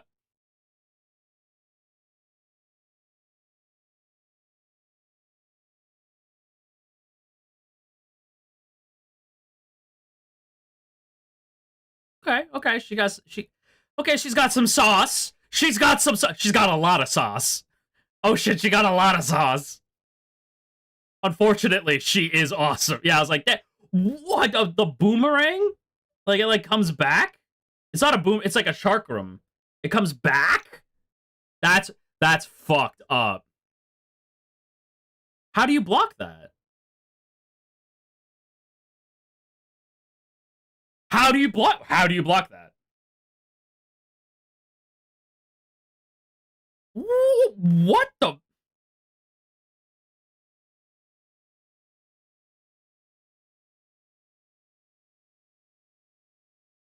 She has a gal outfit? Like, what the fuck? What is happening right now? She got a Kogal outfit out here? That's crazy. Back to the Street Fighter mines with you, Ash. Well, it's funny, Roy's been teaching me how to throw down. Cause like it's been so long I needed like the refresher, and Roy is master rank. And I came close to getting Roy a couple times. Like I'm starting to get swift with it again. She's kind of crazy. She's kind of crazy with it. Oh my! Oh no! Oh, you're gonna be a whole fucking problem. She just casually beating up God?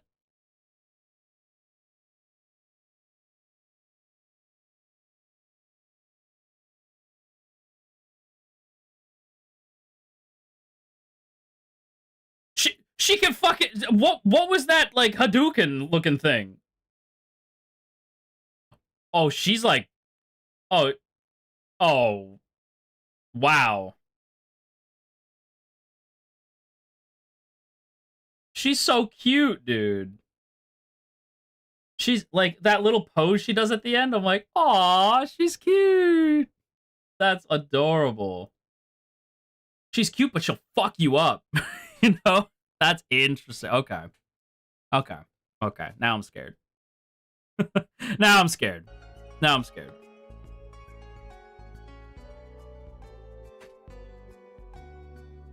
Using her karambit as a weapon, people are comparing her to Ibuki. I think I can see like some Ibuki. Like I could definitely see Ibuki in there. She's kind of some of the moves, like some of the way she's moving feels like a mix of a bunch of different characters. I don't know. The characters I'm like, I was very like Yasmin I was curious about. I don't care about the big guy. Sorry, big guy. I don't play big guys. Don't care. Bosch, I'm really, really curious how Bosch is gonna play. And then of course, Tifa. Of course, I'm excited to see what they do with Tifa.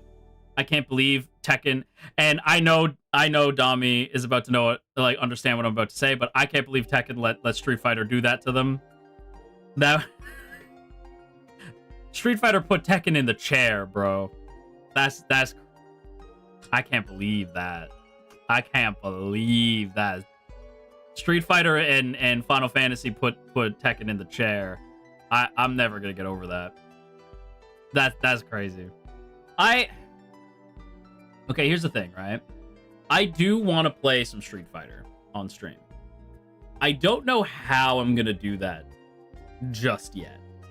Like, I don't know what that will look like just yet. I don't know if that's gonna be me playing through story mode, like World Tour mode, or if that's gonna be me doing like, playing like online with people. I don't super know yet. But I do want to play some Street Fighter 6. Because we play a lot of Tekken, right? And I love Tekken, for sure. Like, King of Iron Fist, you know? I love Tekken, right? Thoughts on Guilty Gear? It's similar to Tekken to Street Fighter. Guilty Gear is not similar to Street Fighter. Like, in the sense that it's a fighting game. Guilty Gear is not similar to Street Fighter and Tekken. Like, it's, like, in the sense that it's a fighting game. It's the same game. It is not the same game, bro. It is not the same game. Guilty Gear is so aggro and fast. Guilty Gear is... So it's funny, Mane-san was like, why don't you play Guilty Gear? I was like, I don't want to. What do you mean you don't want to? I play Kai. What does that mean? I don't want to. I don't want to do that. I get my ass kicked in Guilty Gear. Like, I get regularly, like, handed my ass on a platter in Guilty Gear. Like, Guilty Gear shuts my brain off and I go into a flow state.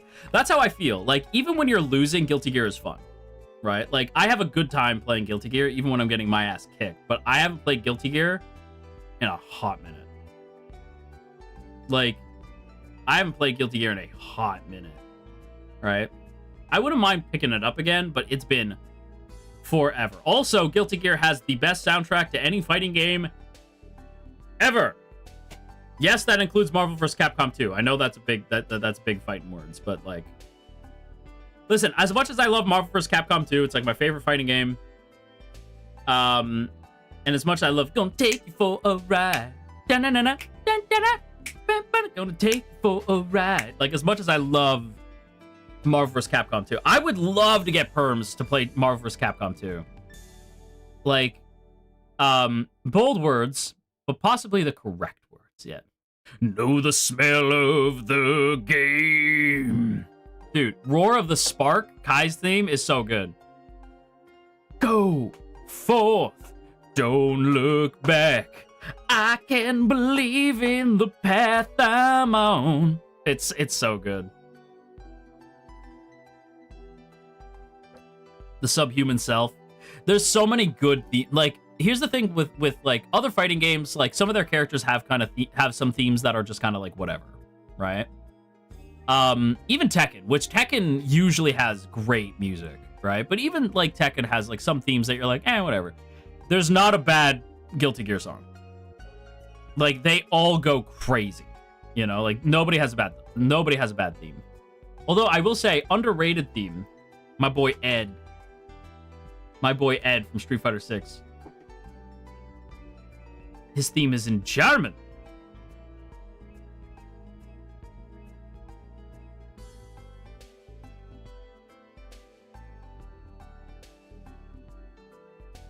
I'm listening to it right now.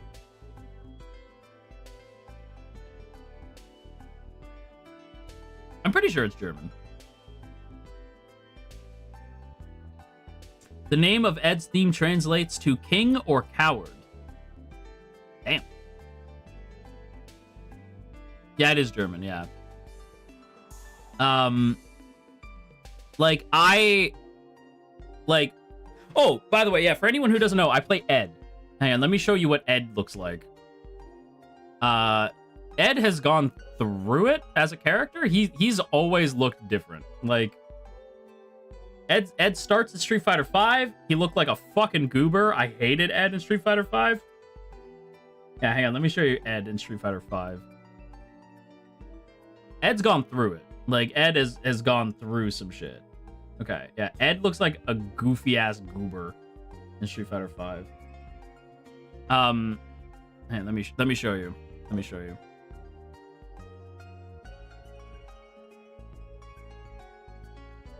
Let's see. Ugh. There we go. Oh, that's a bad quality image. Let me find a different one. I didn't realize how small it was. All right, let's go with this one. Hang on.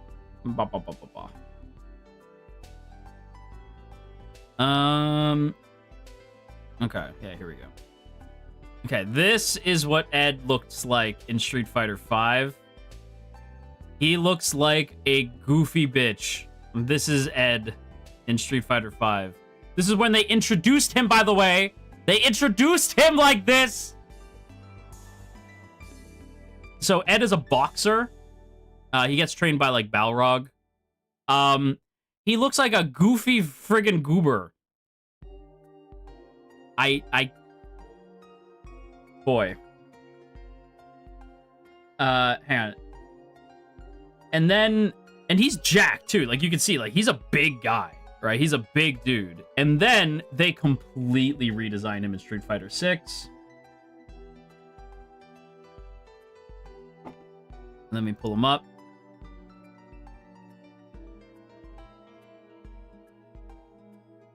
And this is Ed in Street Fighter 6. Much better. He looks cool as shit, dude. Like, yeah, now he's in it. Like, now Ed is like, he's still in his emo phase. But Ed is cool as fuck now.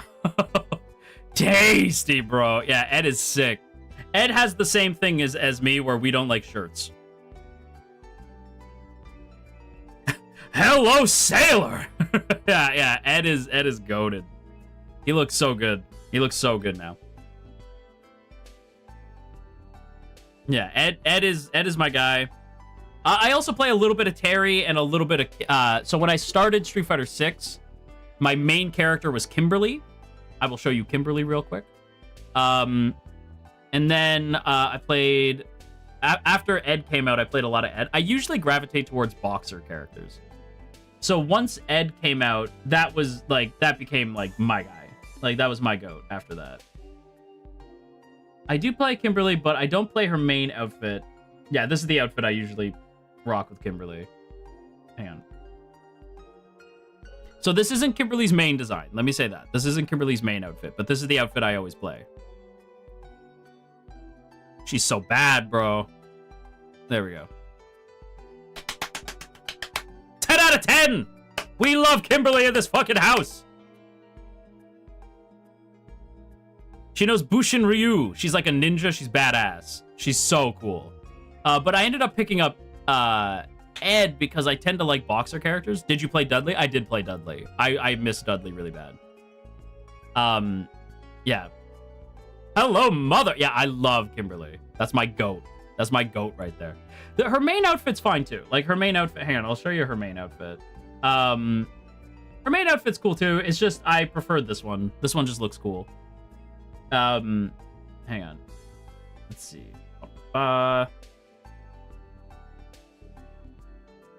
So this is her main outfit.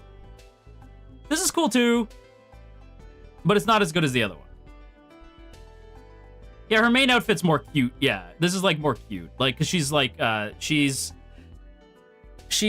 knows Bushin Ryu, which is Guy's style. Hang on, Guy, Street Fighter. I'll show you Guy. Like, this is, I think Guy directly teaches Kimberly. I think Guy's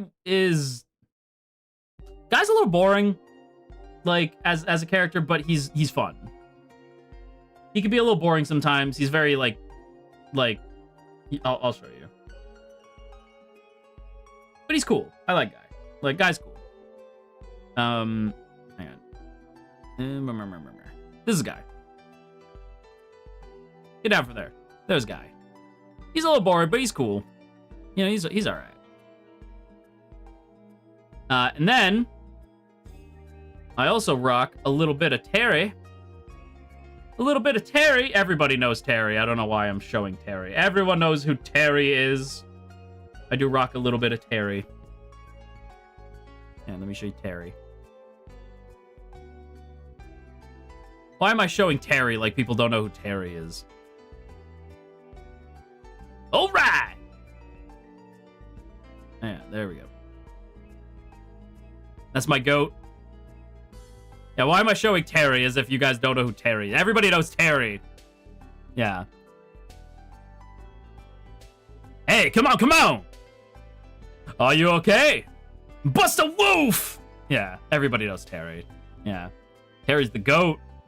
Love Terry. But which outfit do you rock as Terry? I'm curious, because some people don't like this is my Terry. Like, I love this version of Terry. But some people rock the other outfit. Hang on, let me see. I think this is actually not from, no, this one's not from Street Fighter. This is from the new Mark of the Wolves game. Hang on, but some people like this version of Terry with like the bomber jacket. This version's cool too, but he doesn't have his hat, which is why I don't like it as much. The jacket version, I don't like it as much. I do like it though, but it's still cool too. This one's good too. Ash Bestie, you're making me want to go back to Street Fighter. Go back to Street Fighter. It's so good. Also, check out Garo. It's good too. I haven't like played it myself, but like watching matches for Garo is crazy. By the way, if you want to get into not even just Street Fighter, just like video games in general, watch people play. Like, watch people play at like a professional level. It's really fun. That's how you can tell if you're gonna like it. Ash, my love, would you please look at the time? Oh, yeah, okay. I guess we can play the game. Y'all, I'm gonna need you to not tell me that. I'm gonna need y'all to not tell me that. If we're having fun, just let us have fun. Like, respectfully. But thank you, Zeal. I do appreciate it. But yeah, I'm like, let me just have fun sometimes. Sometimes I don't want to play the game. Sometimes I'm having fun. Have you ever watched the Fatal Fury animated movie? Yes, I have. It was a long time ago.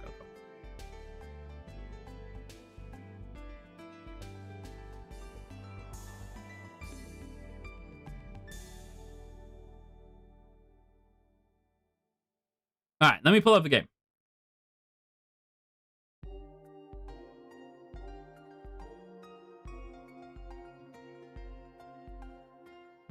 Okay. It's a shorter game too, so we're good. So we're going to play a little game called Indigo Park today.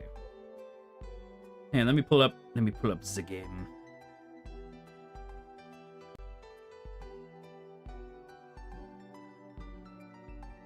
There we go.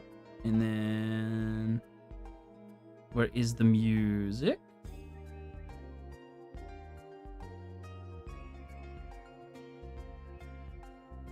There we go. Okay.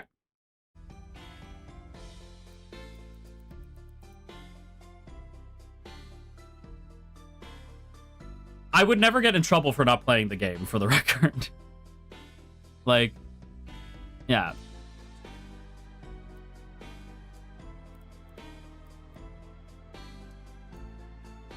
Oh, no, honey, no.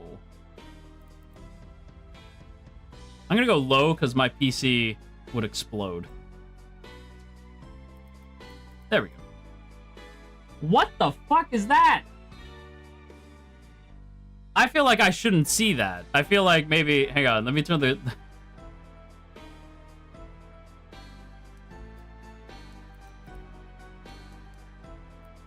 See, because now I'm curious.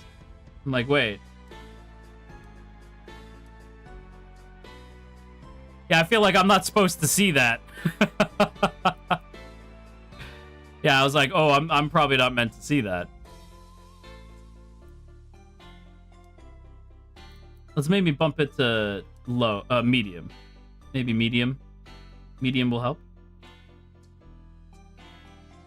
No. There we go. Okay. It's so funny because the music is cheerful.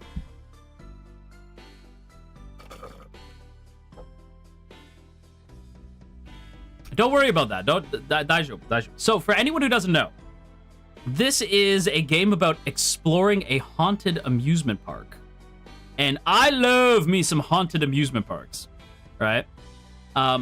Especially, I just kind of like amusement parks in general, right? Like, amusement parks are really cool.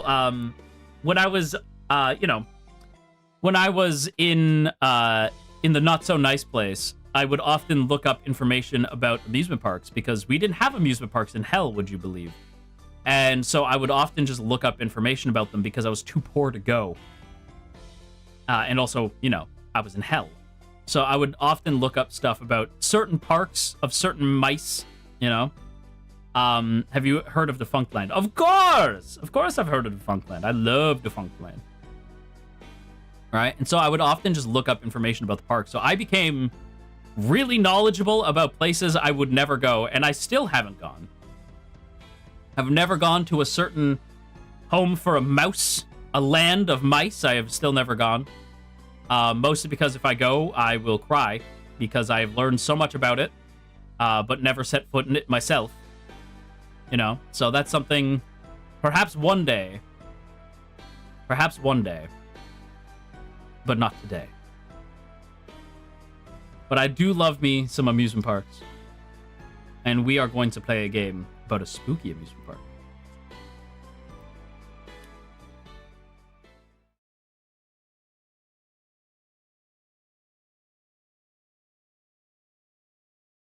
Today it's a haunted amusement park. It's gonna get spooky. It's interesting to hear all the behind the scenes stuff. Oh, you have a friend who works there. Well, let's go.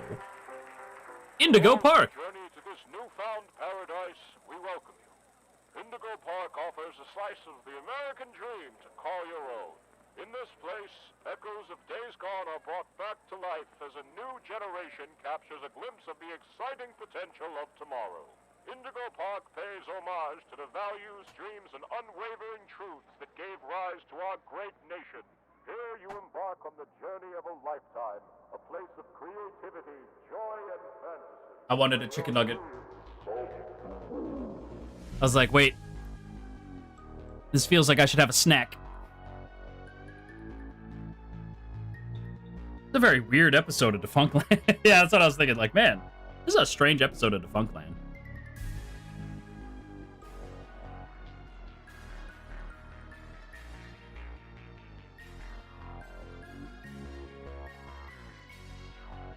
This is such a good setup for a game.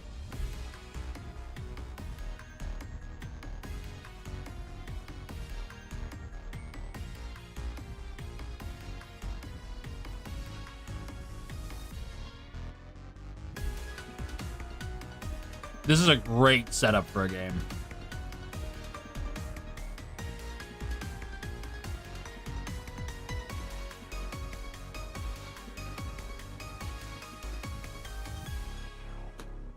Indigo Park, baby, let's go.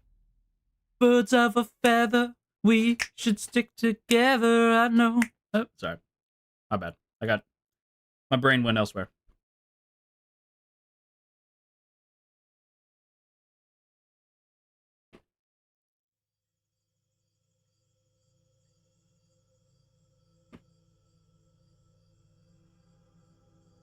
I thought I would finish my chicken nugget before the cutscene ended. Fuck! Fuck! Okay, I gotta say, already they've got me, like... I'm interested, right? Because it's a fun setup of, like, an urban explorer is gonna try to, like, make a YouTube video about, like, this abandoned park that's supposedly haunted, right? That's such a good idea for a game. It justifies why you're there so quickly. And also, even on medium, the graphics are crazy. Like, look at that.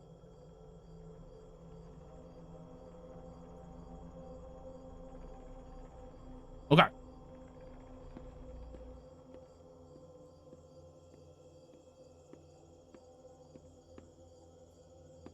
Like, look at the lighting.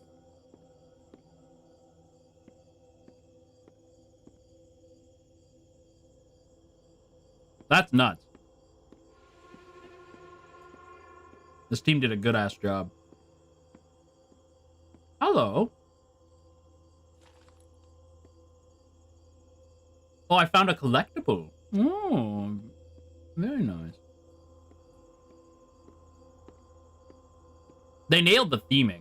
I feel like I'm at, like, some, you know, some amusement park from, like, the 90s.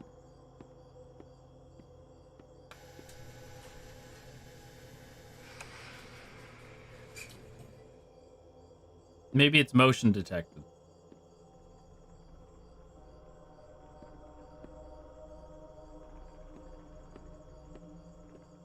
Is that camera following me? Nostalgia! Love it. Something like that.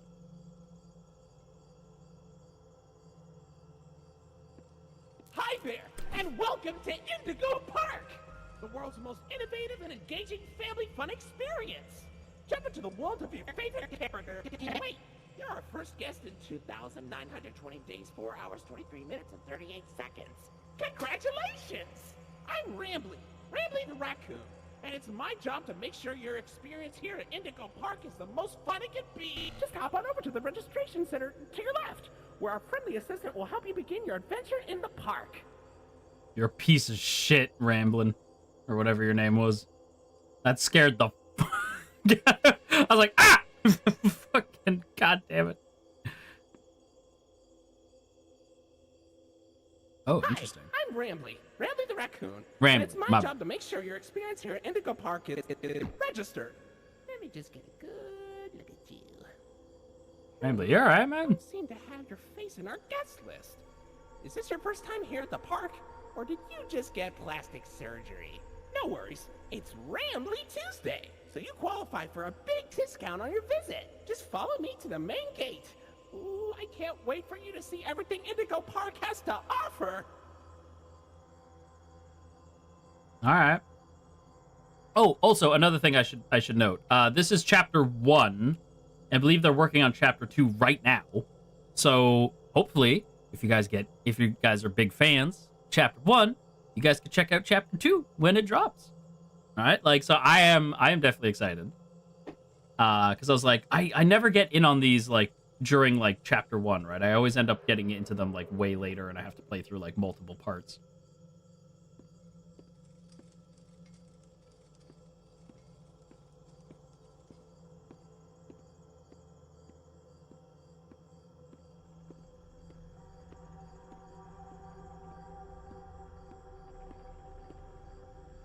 What's the holdup? The gate is open. Head on into the entryway. Hold on. My mistake. The gate is not open. There seems to be an error message being sent from the gate's power unit. Lucky you! You get to be the first person to try our turn on the generator mini Rambly venture. Have fun! What a fun what a fun adventure, Rambly. Thank you.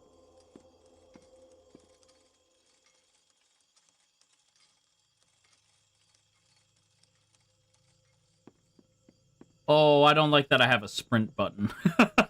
That doesn't mean good times when I have a sprint button.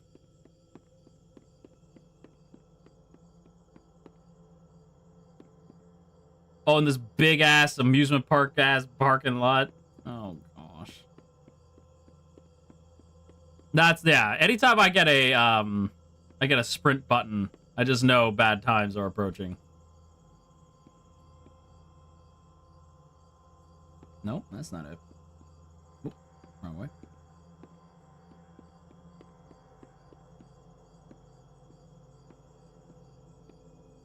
Makes for fun clips, though. Oh, I'm sure it does.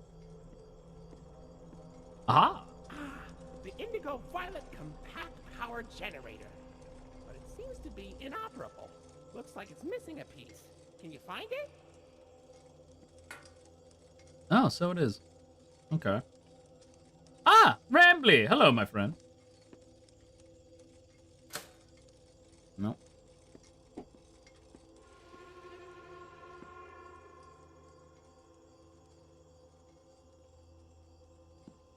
Did the door close?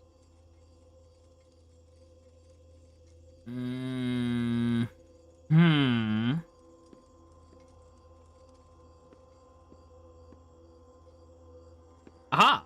There you are. Okay. That's weird. Bam!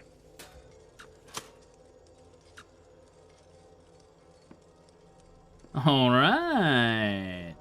Nice.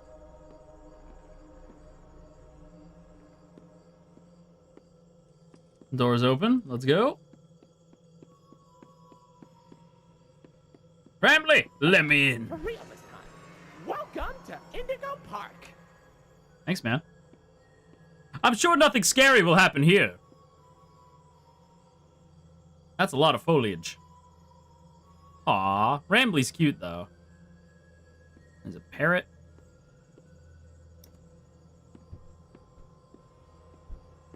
Aw. A globe. Around the world, around the world.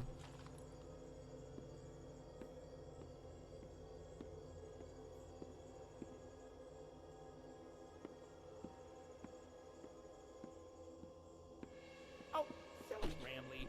Every guest needs a critter cuff. That You will gotta allow stop you appearing access out of to nowhere, some big guy. areas, charge payments to your room, and wear a critter cuff. I think there's some in the gift shop. Head in there and I'll get you set up. Thanks, man. Bro's gotta stop appearing out of nowhere.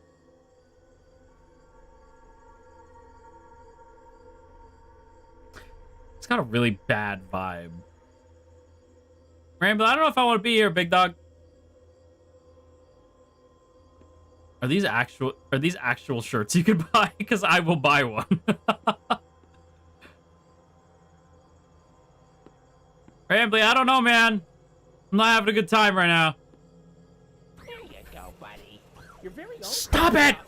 A new way to interact with the park that also doubles as a pedometer, heart monitor, and mood ring. Data disclosure agreement included. What was that?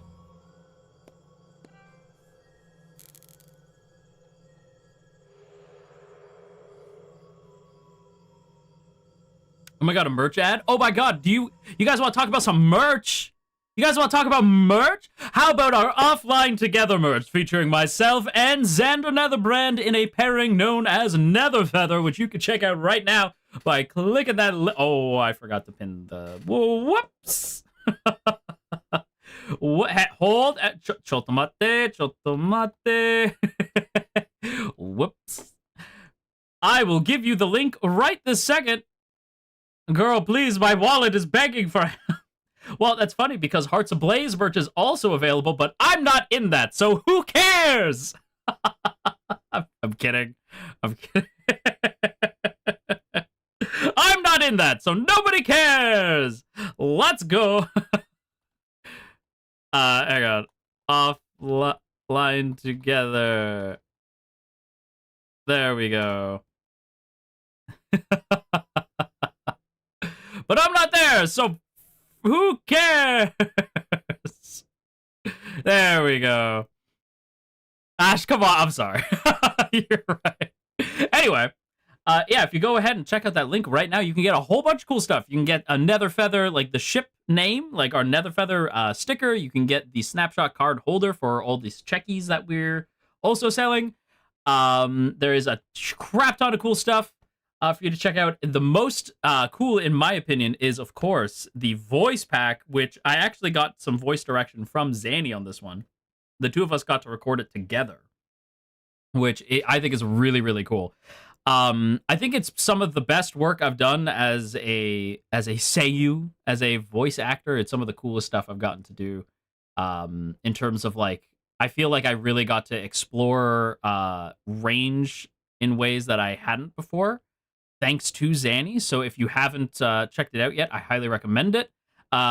We will do a VP review stream sometime next week, talking about all the opinions on the Nether Feather voice pack. It's gonna be fun.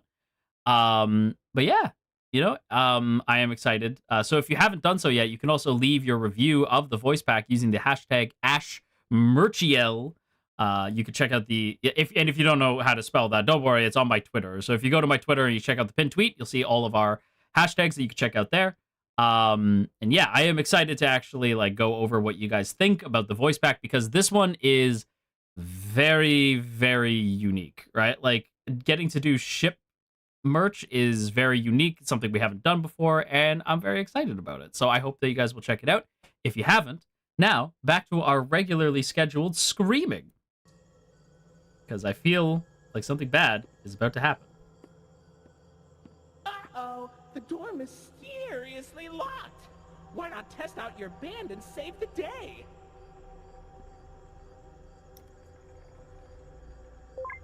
Hooray! Great work, buddy.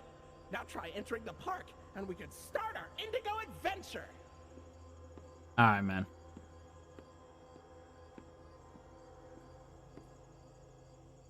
Hello? Nope.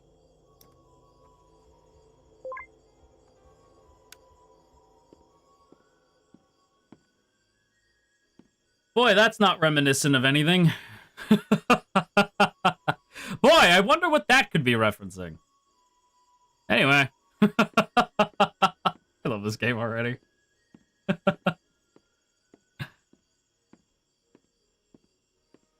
What are you? Oh, it's a vending machine. Bird up!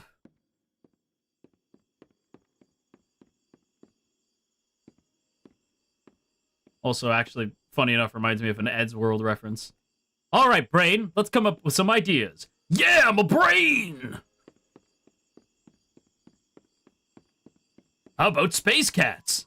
No, that's stupid. I have an idea. What about space cats? Space cats, that's brilliant!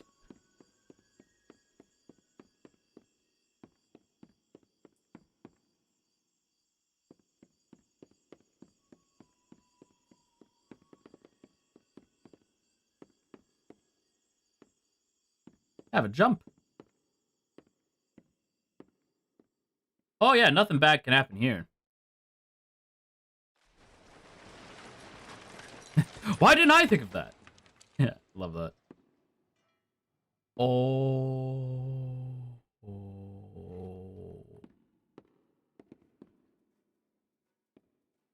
Help! Oh, no. Maybe my wristband can get me out of here. That's not good.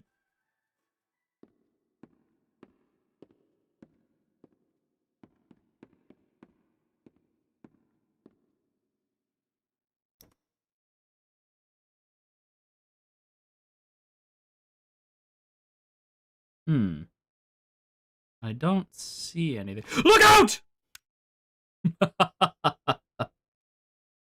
There's nothing.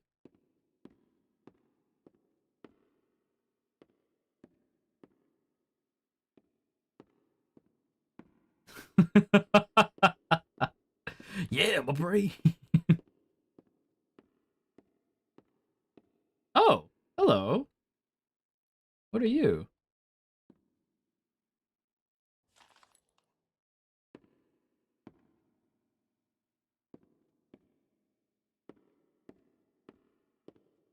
I'm leaving. Sorry. That made me jump. Not bad. What the... Sorry, I won't do that again. Buddy. Looks like the park is going through some renovations. For the inconvenience, your Rambly Tuesday discount will be 3% off. Why not celebrate this great deal with a ride on my railroad? To test your sleuthing skills, I'll let you find this one all by yourself. Okay. Thanks, Rambly. I'm so down for free. Will be free. % off. Okay. This place is looking pretty good, actually. Bombastic side eye. What are you talking? I did nothing wrong. I don't know what you guys are talking about. Rambly, looking good, my man.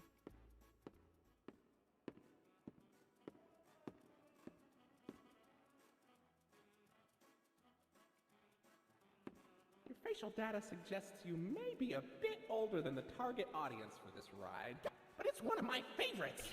Do you know why Rambly the raccoon loves Rambly's Railroad? Because I like trains.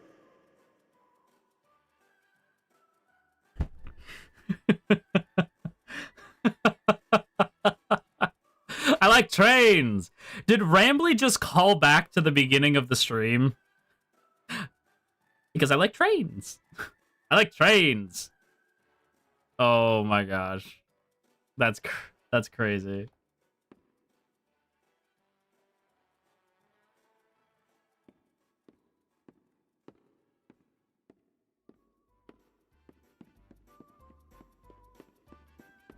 So excited about the train, you guys.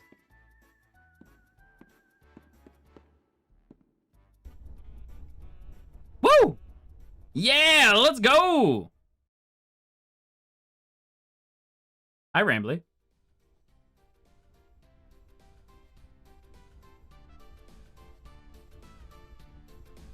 Welcome to Rambly's Railroad. I'm Conductor Rambly. Aw.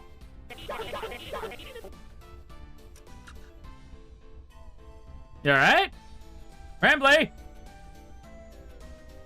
Oh, look, it's Molly McCaw. It's Molly McCaw, the greatest pilot you ever saw. You sure are, Mol. Why, you only crashed into 6 bars this week. I'm not crashing, Rambly. I'm barnstorming. What's barnstorming? It's crashing with style. It barely hurts at all. Say, those young adventurers you've got along with you look like great pilots. Why not try your hand at flying in my ride? Rooftop racing. Admission included with your critter cuff. And mission included with critic. That's funny.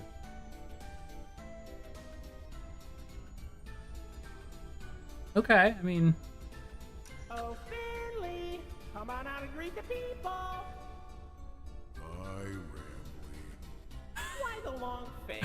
Are you supposed to be Eeyore? You've known me for 100 years, Rambly. I'm always long because I'm always longing for a new Well, season of my collection. Oh, Finley, you should come out of your shell. How about you come into it instead? My ride, Oceanic Odyssey, will teach you all about the wonders down under the deep blue sea. Sounds like fun. It's as blue as me. I hope I'm loving this. I think you guys I'm so know that I'm a big, like, Oceanic currently closed for repairs. Oceanic Odyssey is currently closed for repairs. You guys know I'm a big, like, mascot guy. I love, like, cute mascots, so I am, like, living for this right now. Oh. Rambly? Rambly, stay with me, buddy. Rambly.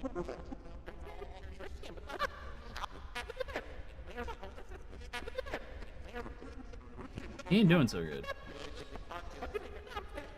Who are you?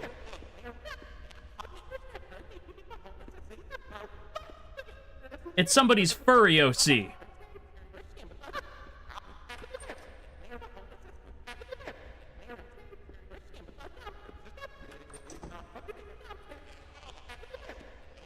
Maybe it's the wristband.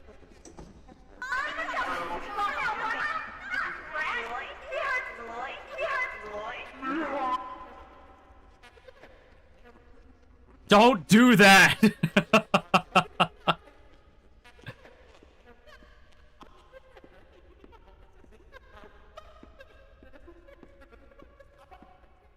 Oh, hey, it's that guy.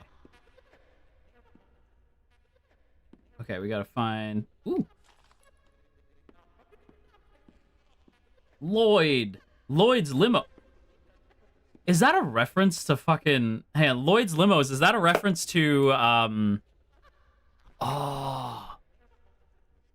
What is it called? Hang on, I have to look this up. It is a reference to... Hang on. Superstar Limo. It is a Superstar Limo reference. It's the same logo. What? What the what? What a good reference. Oh my gosh. That's a deep cut, dude. Yeah, the one from California Adventure. Yeah, whoa. What a reference. Nicely done. Okay, our boy should be fixed now. You're not gonna, like, freak out, right? Okay, cool.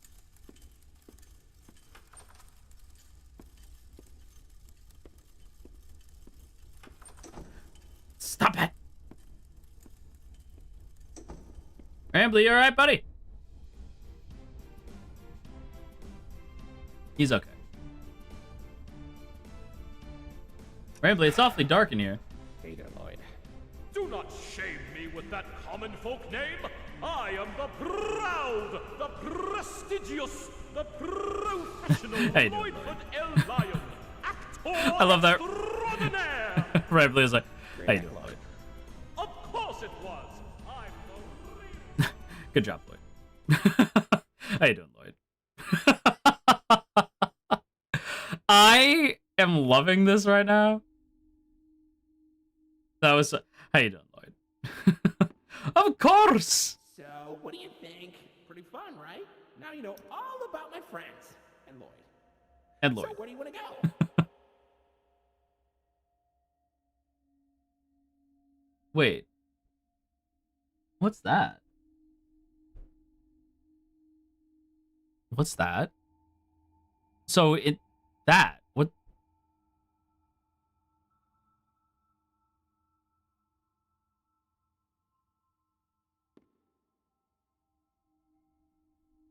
We should leave.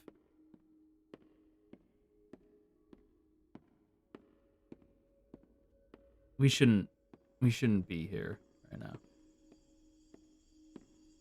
Let's leave. Let's just leave. I don't want to play no more. Is this the right way? Hey, buddy, come over here.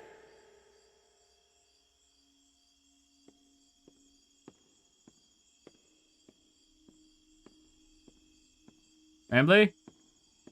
Buddy, you there?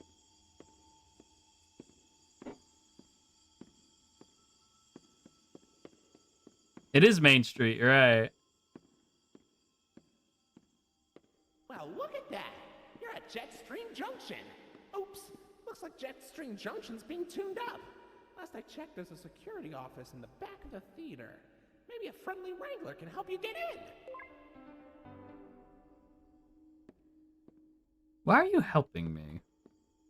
Like, I'm starting to question things now. I'm like,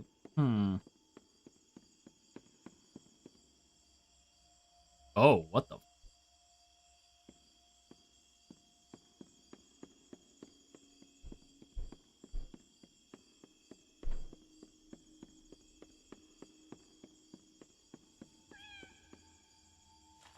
Did I just hear a cat?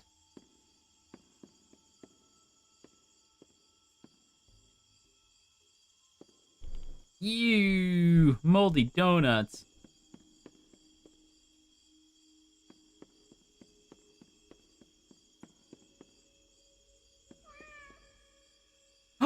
Hi! Hi! Oh, hello! Hi! Oh!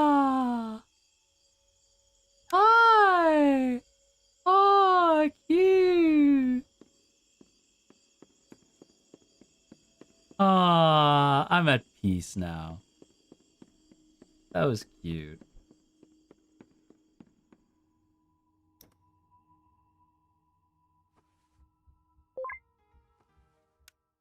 I wish to see Lloyd.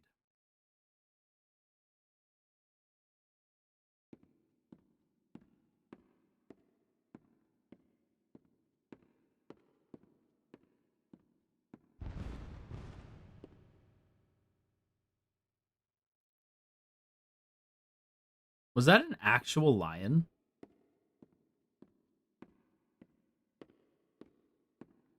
Lloyd?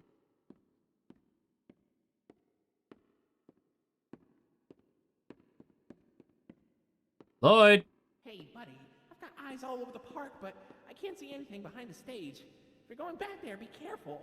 Your critter cuff is not yet able to resuscitate you. To do what?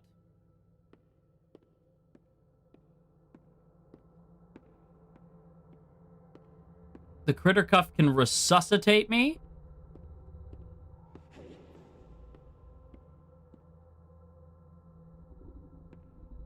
What it can do what now?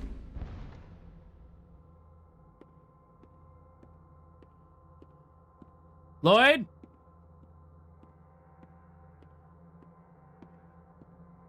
You here, bud? Buddy. Lloyd, I just want to talk, big guy.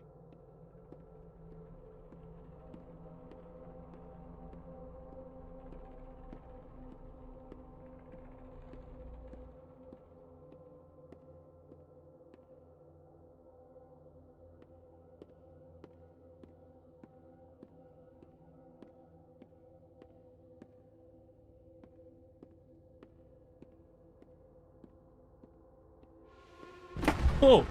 Oh, no! Oh, no, no, no! Oh, no!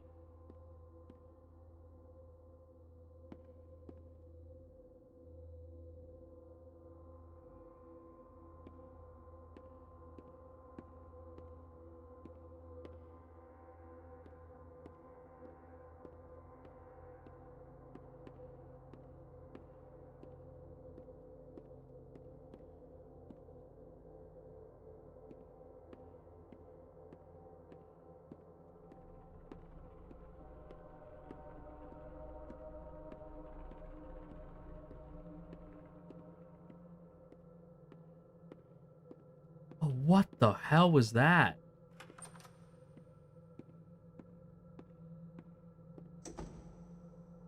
Oh, nah. Oh, what in the freaky hell was that? That is not a real lion. Ash, can we pet the big kitty? No. No, we cannot. No, clear. No, we cannot.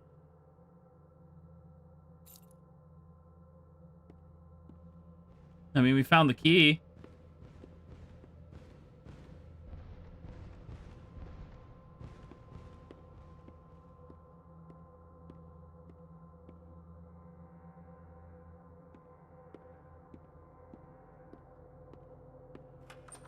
Bravery. It's time to be brave.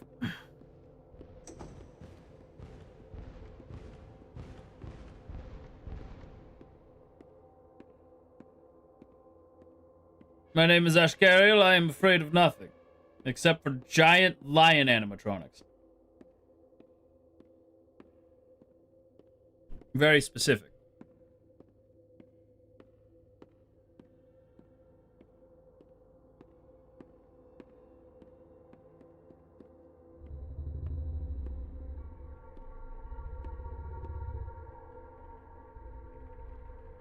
Okay, we're just gonna full send it.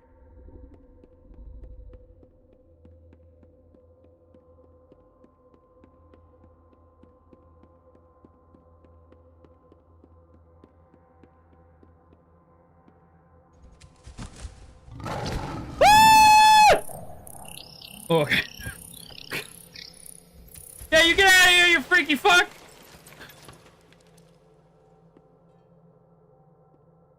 Open the door. Whoa, what the fuck? What was that?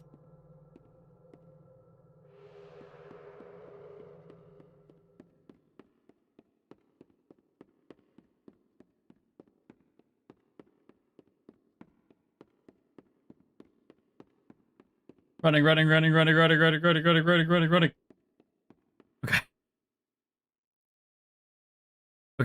Okay. Safe. Running. Get the fuck out. Get the fuck out of here.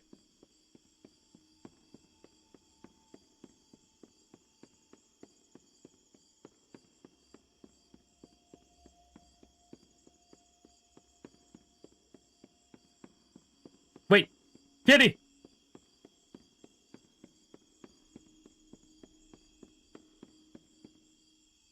Hi! You should definitely leave. You're a good cat. Ah. Thank you for the serotonin boost. I feel better. Oh, he's a good kitty.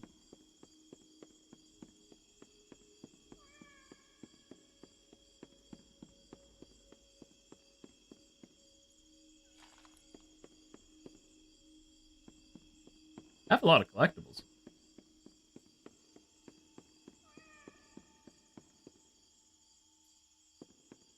One more pet for Kitty.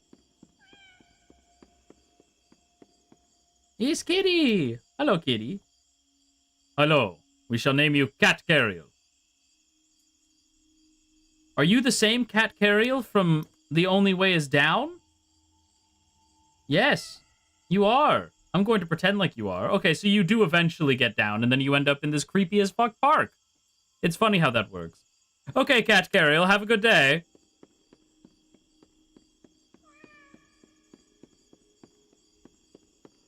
Do we have an objective? Yeah, we got the key for this area over here, for Jetstream Junction, I think it's called. Yeah, okay.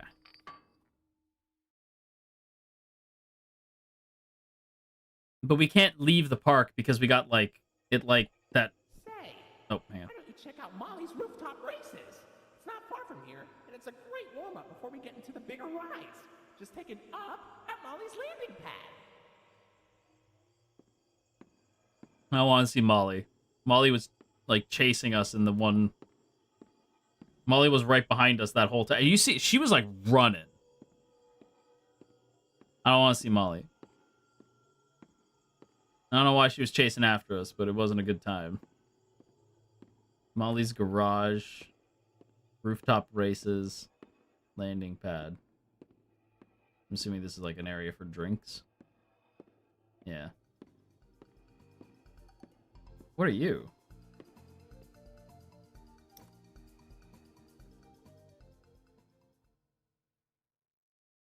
Eh? Oh no! Molly's plane crashed somewhere in Rambly Woods. Rambleberry Woods, I mean. I should find her. Oh, hell yeah, dude. Oh, I died. The controls are a little floaty. No, I died again. Dude!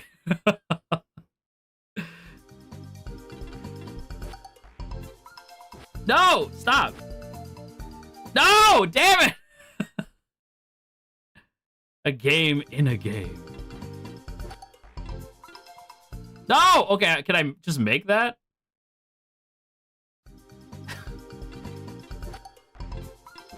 Okay, I can just make that.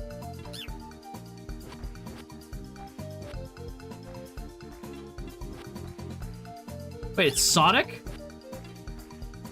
I can double jump.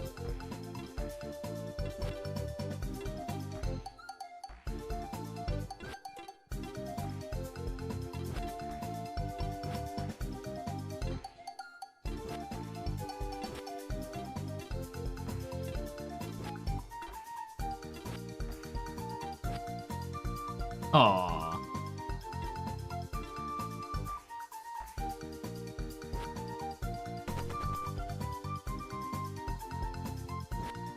Wait, the music in this is fun.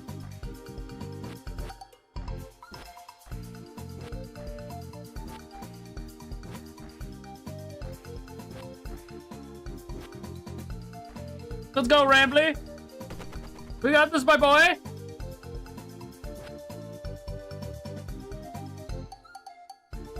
Yeah.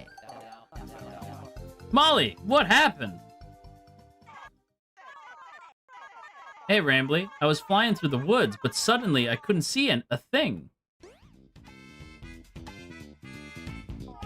Salem. Looks like my smokescreen made her crash right on target. Salem! I should have known you were behind this, you shady skunk. Let her go. Nah. Nah. I'll do my own thing. How's about I try my new potion on her instead? Molly, look out!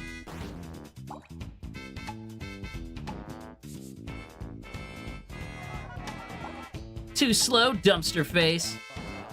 What did you do to her? Meet the brand new and improved Molly Macaw. Now, with none of the old friendship garbage stopping her from tearing you to pieces. I wonder what she really thinks of you now. Have fun finding out. Okay. Ow.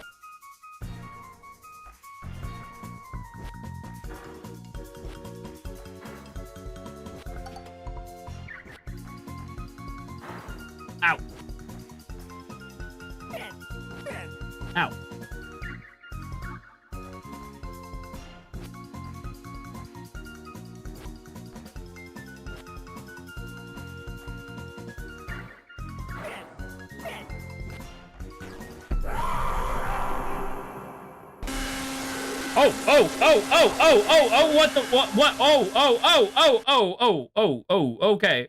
Okay, let's relax a little bit.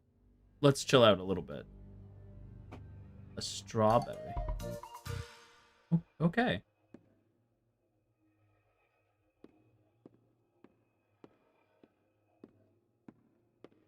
Okay. Well, let's not do that again. We gotta go to rooftop races, I think. I'm sure that was totally normal and everything's fine.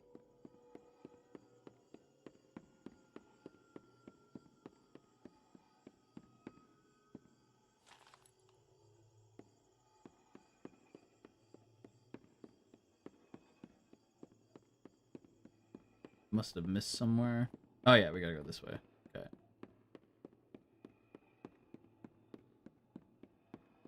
Oh no, this is horrible. Looks like Molly crashed into the right again. Don't worry though, your pal Rambly has the repairman on speed dial. I don't like that face, bud.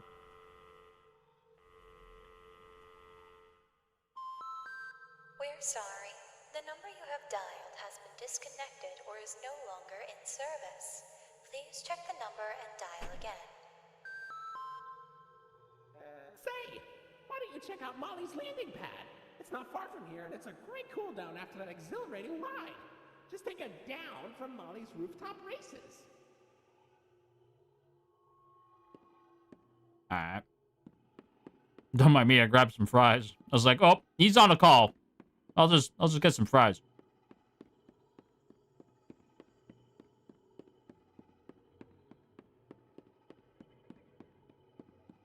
Okay.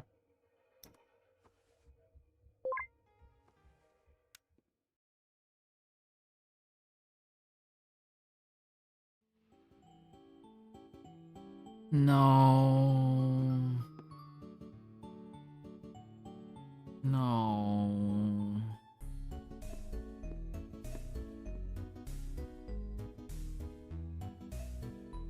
Why is that one moving?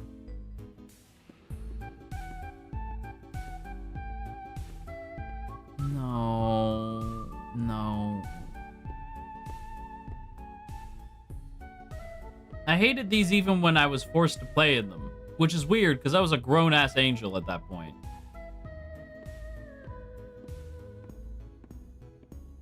I told you guys, I came out of the angelic womb fully formed, us angels do.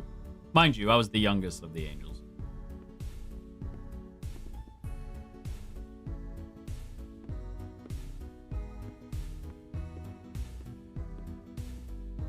But yeah, I hated these even back then.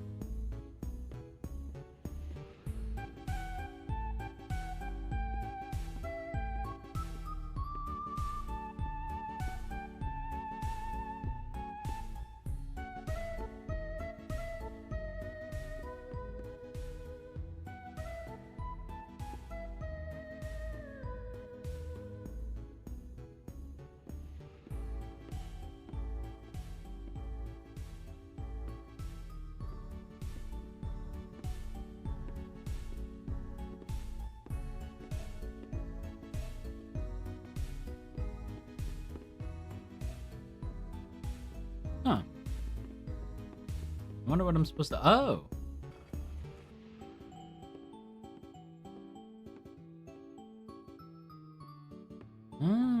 Okay. It's a puzzle. Well, I don't know if you guys know this, but your boy, not great with puzzles.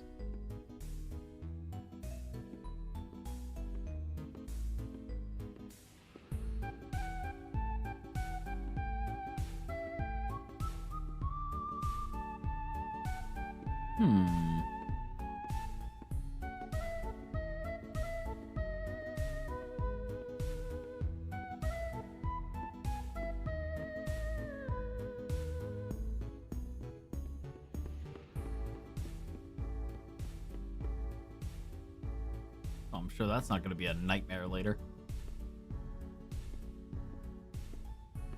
That's what I'm thinking. There's probably like a clue.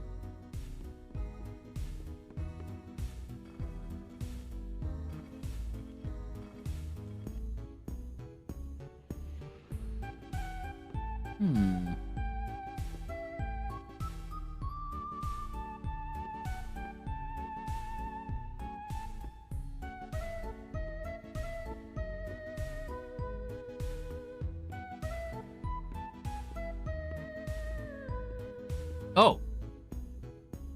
No, never mind. I thought there was like a symbol up there. Maybe circle?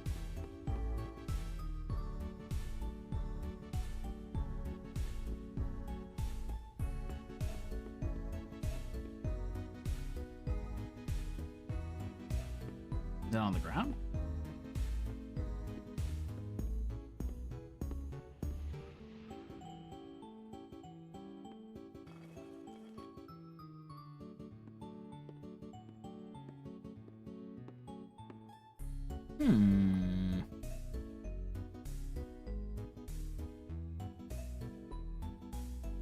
Oh, I'm terrible at puzzles.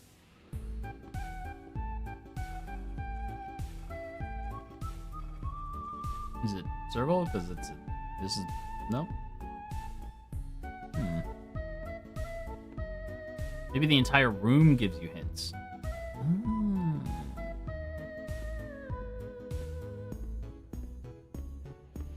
Yeah, they picked the wrong guy for puzzles. It's not my area of expertise.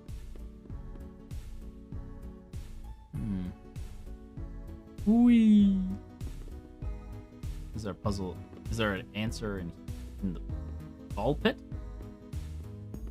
No. Yeah, the music is catchy. I'll definitely say that. The music do be catchy.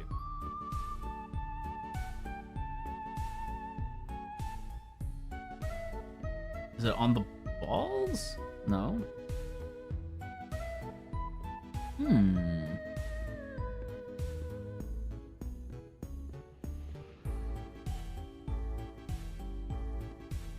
Maybe they all have to be the same thing?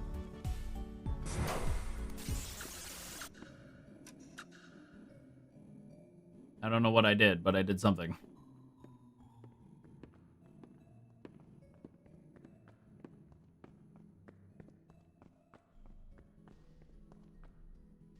What the fuck was that?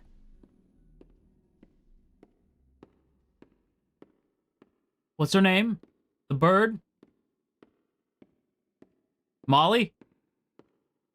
Molly, be cool. Be cool, Molly.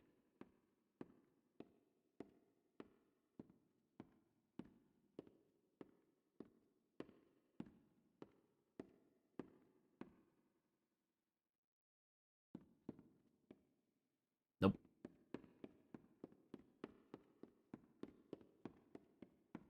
Oh, that was so scary.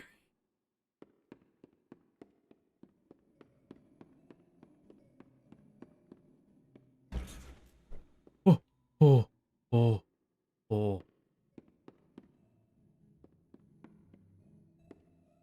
Molly was just posted up, like, not this way, bro. Like, alright, my bad.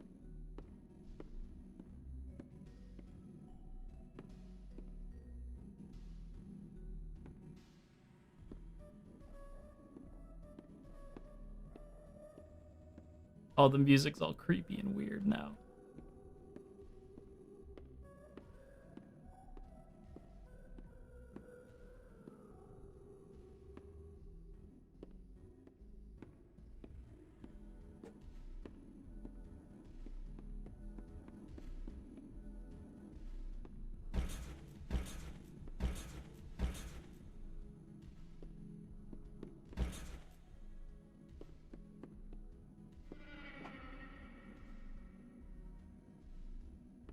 was that? Why'd you make that noise?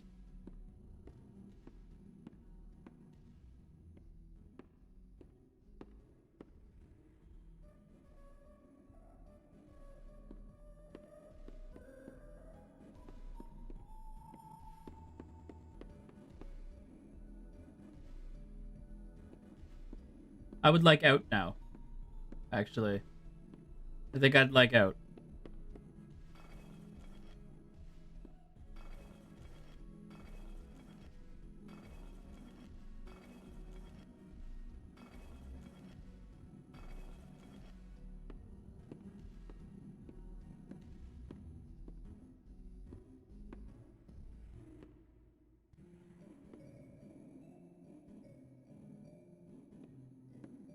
The music's not fun anymore. I would like out. We could have stayed home and watched Love Island. We could have been watching Love Island right now. I didn't actually see I don't know if there was an episode last night. I didn't see it. I don't think there is episodes of Love Island on yesterday. Was there an episode yesterday? I don't think there was. I don't know. If there was, I passed out. Okay, hang on. I'm just gonna Indigo Park.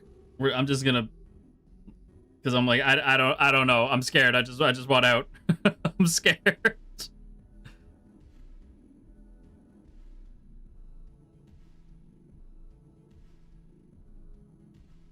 Okay. Okay.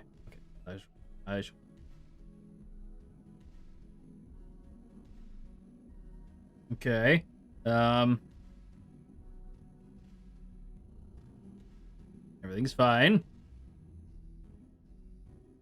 Okay, we did this part. Okay.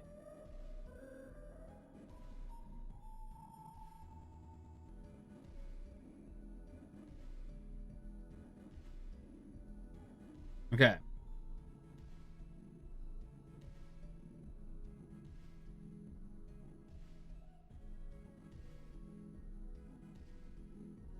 This cube's in the... Wait, there is? What? Eh? Okay. There will be a green tunnel in front of you, but instead of entering it, turn right.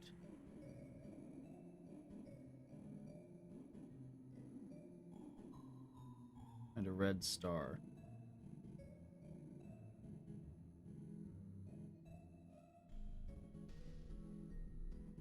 What just happened? I got like an ad. Hang on. Hit the pink cube. On the left side, the entrance becomes a star.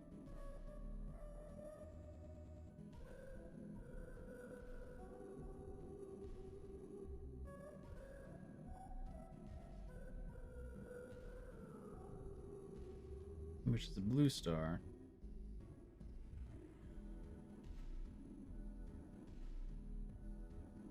Go through the tunnel under the Let's Play sign on the right.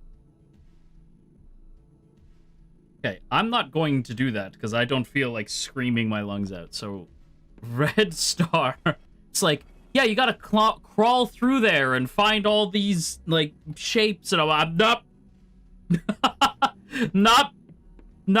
Nope. My heart's already pumping. I'm good. Nope. You can miss me with that. Absolutely not.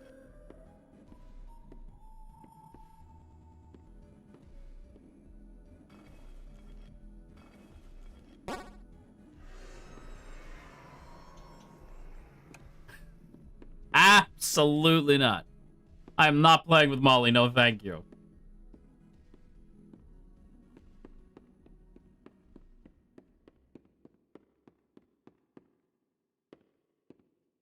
Oh, man. I'm gonna have to play with Molly anyway, aren't I? Joke's on you, Ash. Yeah, exactly. I'm like, I'm gonna end up having to run around with Molly anyway, aren't I?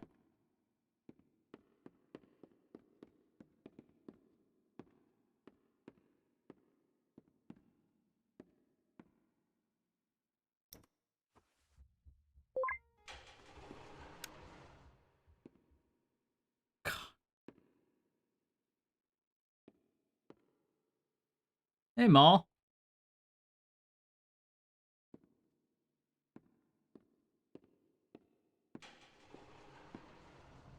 Ah! Woo, what the fuck?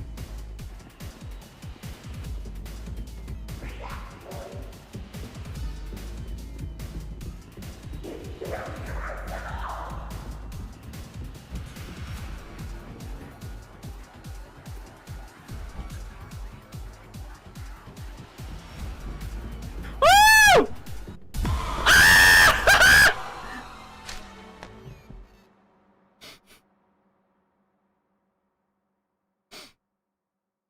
Why?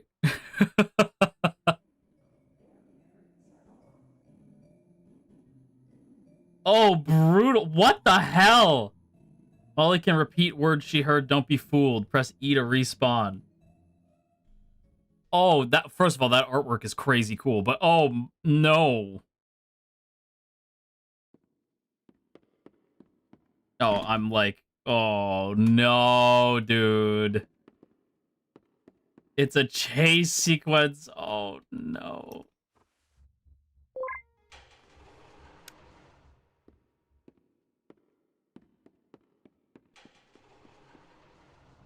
Ah! No, Molly! No, Molly, Dono Yamate!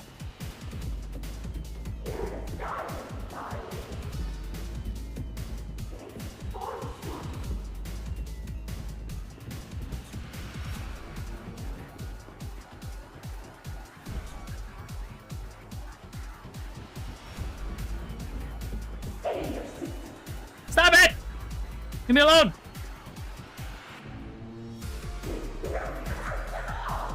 Stop!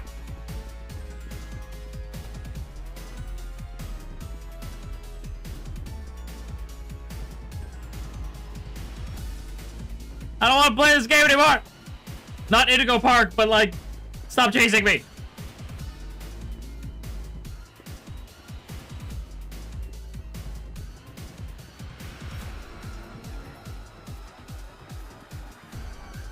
No!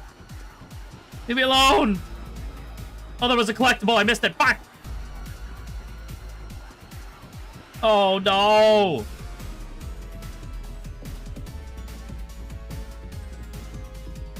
Oh, stop!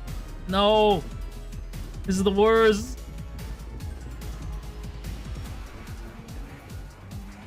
Ah, there you are, buddy. Shut the fuck up, Rambley! Step over me. Come on in, you step. Rambley! Rambley! Rambley!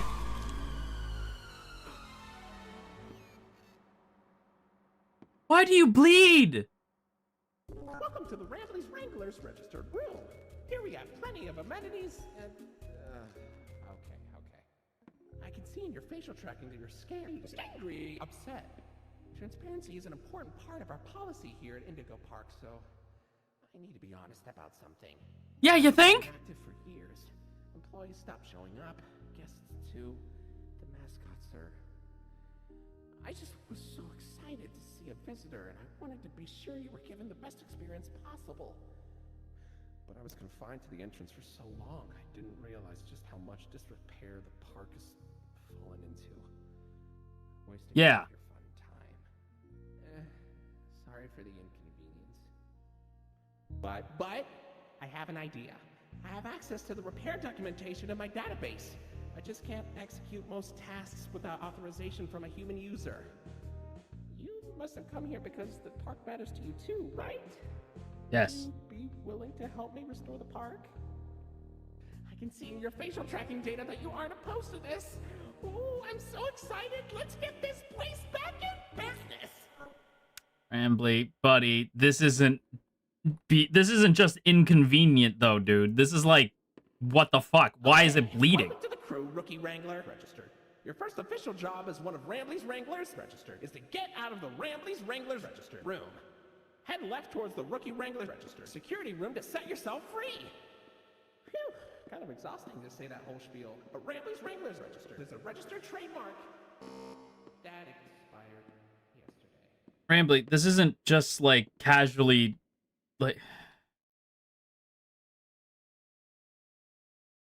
It's fine. I do kind of want to help him. Is that weird?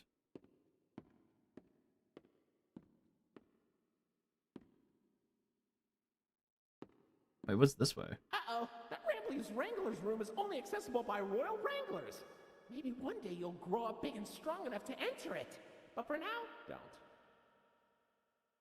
Rambley, that was a weird reaction.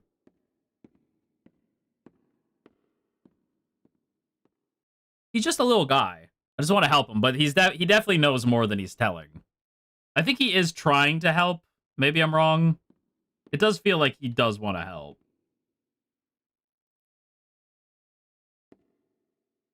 Okay.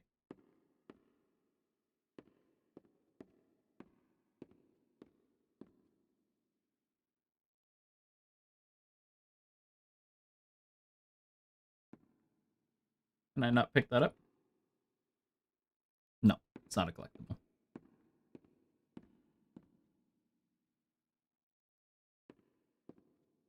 Rambley, buddy. Still with me? And there's no TV.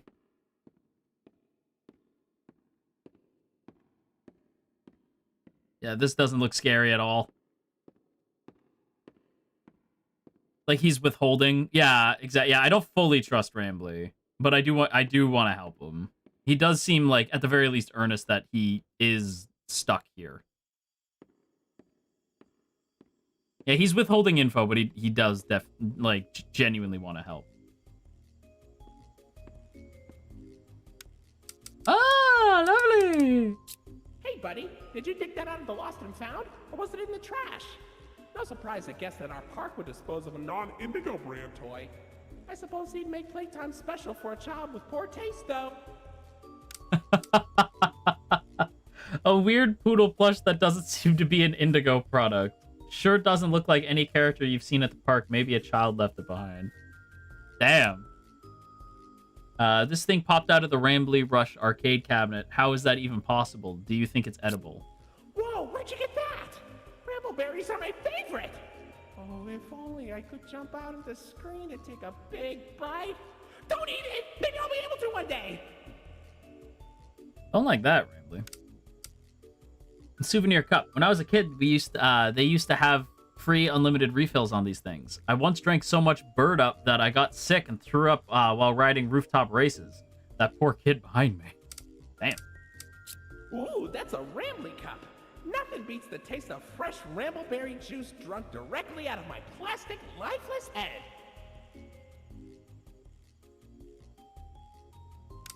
Alright, man. Raction figure.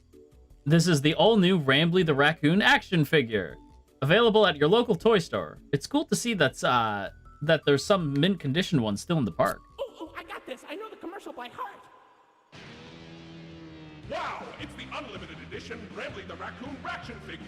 Push him down and he jumps. Push him up and he doesn't. Only $19.99 at your favorite toy store. Push him up and it doesn't.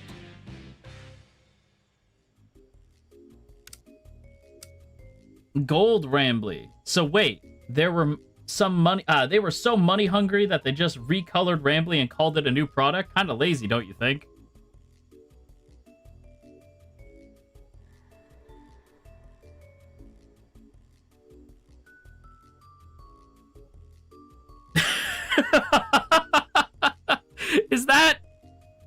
Is that a shot at who I think it's a shot at? Wow, is that a limited edition gold Rambley plush?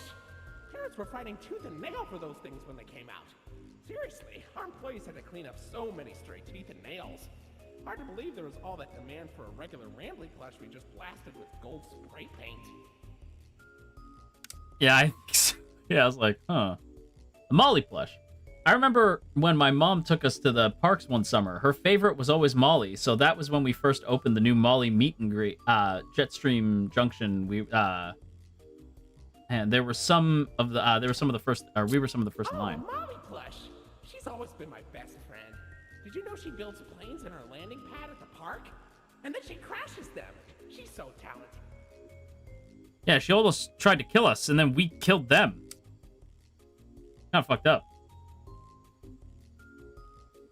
The sea serpent always kind of freaked me out. I love aquariums and fish, but the size of them always made me feel uneasy as a kid. Oh, you found my buddy Finley. You know, he's really shy. Like, too shy. Like, obnoxiously shy. But he's got a good heart. I hope you get to meet him someday. I'd really rather not. Lloyd plush. I feel like as a kid, Indigo used Lloyd a lot more. He was always one of my favorites. Ew, Lloyd. Damn, bro. There's my buddy. Kind of feels like Rambly has a whole empire now, being the main man of Indigo and all. Congratulations! You found me! Don't I look adorable? Rambly ears. I remember watching those old DVDs that Indigo would send to your house when you booked a reservation. They always advertised the biggest gift shops and made this silly merchandise look so fun. My dad promised he'd buy me a pair when we went. Rambly ears? Those used to fly off the shelves. That pair's pretty damaged, though. Keep your eyes peeled. There's gotta be at least one more mint condition set out there somewhere. Like a yard sale. Yeah, they do look a little rough. Oh, whoops. That was fun.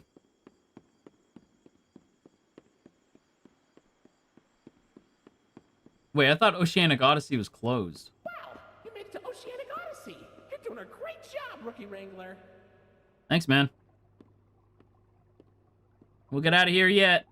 You'll find a potpourri of porpoises, pickerels, and perches as far as the eye can see. But please don't tap the glass. You never really know what ice beneath the surface. Oh!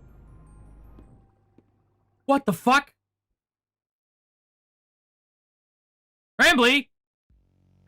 Hey, buddy. You okay? You look kind of tired. Do you need a moment? Don't worry, it's fine. I don't blame you for taking a rest after all that. Heck, I could go for a nice, relaxing defragmentation myself. But before you settle down, you up for a little survey to help us improve the park? Thanks for visiting Indigo Park. Hope all your dreams came true.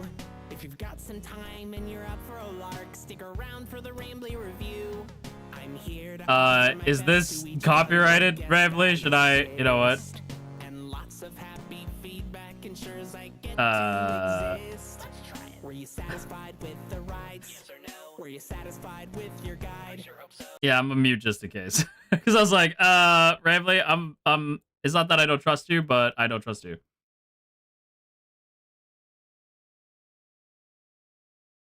Oh, there we go.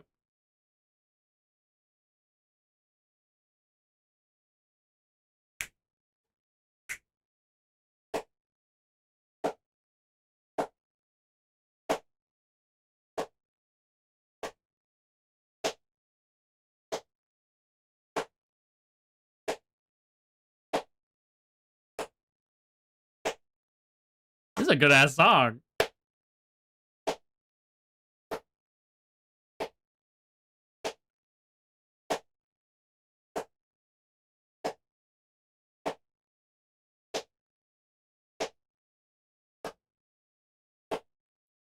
Aw, I liked that a lot.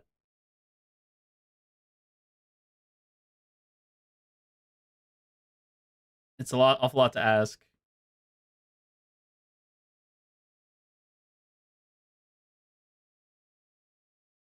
Yeah, they are making part 2 for everyone who's like, that's it? This was part 1 of I don't know how many parts.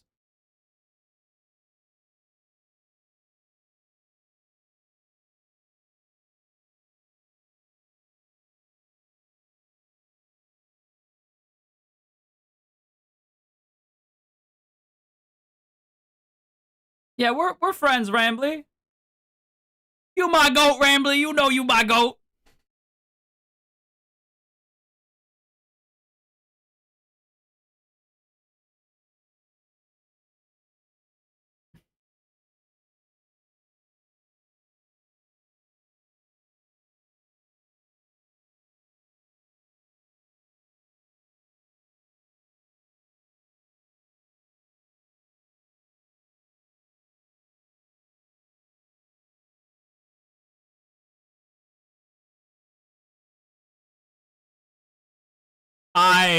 This was so much fun.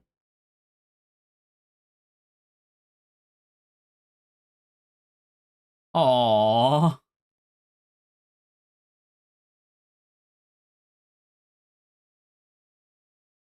He goes, okay, I'll let you go. See you next time, buddy. Please? It's like, yes, 100%, yes. I will absolutely be back. 110%. Indigo Park is a full-on passion project we've been working on for a little over a year. The stories and world that we want to create with Rambly and friends are very special to us. Thank you for your support. Chapter 2 is in active development. Keep an eye on socials for upcoming news. No matter what happens, we hope you enjoyed your stay, and thanks for coming to Indigo Park. That was fucking awesome. that was awesome. That was really good. I haven't felt like that, like, wrapped up in like a game in a while. I was like, wait, I think the last time I felt this wrapped up in a game was Into the Pit, I think. Like, because like Into the Pit or Umigari was like the last times I was like, man, this is like really good. It's my favorite mascot horror. I really dug this. I thought this was really good. Mascot horror really does scare the shit out of me because I think I've talked about this. I think I've talked about this in the past. But like, I was very traumatized by Chucky, by a certain Chuck, a Charles Cheese. I was very, very traumatized. And so like that kind of spooky horror has always really scared me. What a cool game. That was awesome. I will be very much anticipating Indigo Park Chapter 2 because this was really good. And like the gameplay was fun. Like the chase sequence, like I felt like the chase sequence was like actually really fun. I really liked that. I liked the bit with like so when you're going through and like you're not supposed to go somewhere, it's not a fucking jump scare. You just see Molly, which is somehow even scarier. Molly just like waiting and like like Molly just like basically telling you like just staring at you and you're like, okay, right? Like it wasn't a jump scare. It was just scary enough that you're like, no, right? You just back up, right? That's more that like there is jump scares in this, but I like that it's more just like kind of haunting, right? It's just uncomfy, which I really, really like. And it did feel like a certain mouse, right? It had like that kind of whimsy that a park that might have inspired this feels like, right? Like it was really, really well done. I really liked this. This was really good. I am a fan. I am now a fan. Hang on, let me turn the music back up. Yeah, I am absolutely a fan. That was dope. Hang on, let me quit the game there. That was really good. I really dug that. I'm excited to see, like, do we know? Anyway, Indigo. Let me look it up. I want to see if there's Indigo Park Chapter 2 if there's like a release date or anything. There is currently no set release date for Chapter 2, but developers officially launched the game's Steam page and is aiming for a release sometime in 2026. So this year. That was really fun. I really liked that. Oh, and there's like some attention. Oh, and it's DLC. It's not its own game. You guys have to charge something though. So if you want to play it, like it is like it's like it is a free game too. That's the other thing. I'm like, well, you guys are gonna charge something, right? Like, y'all? Hello? I mean, that's very sweet of you, but where's the money coming from?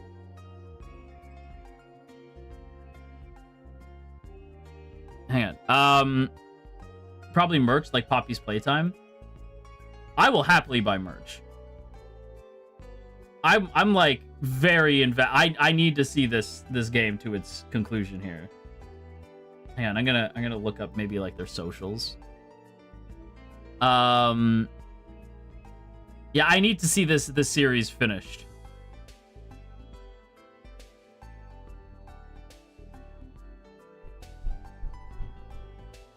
Yeah, so chapter 2 is going to be all about Oceanic Odyssey. So that'll be cool. There is a trailer that they put out for part 2. And they dropped it December 27th, 2025. That was cool. I really dug that. What else do you make, sir? Like, hang on. What a cool idea. Are you a YouTuber? You're a YouTuber?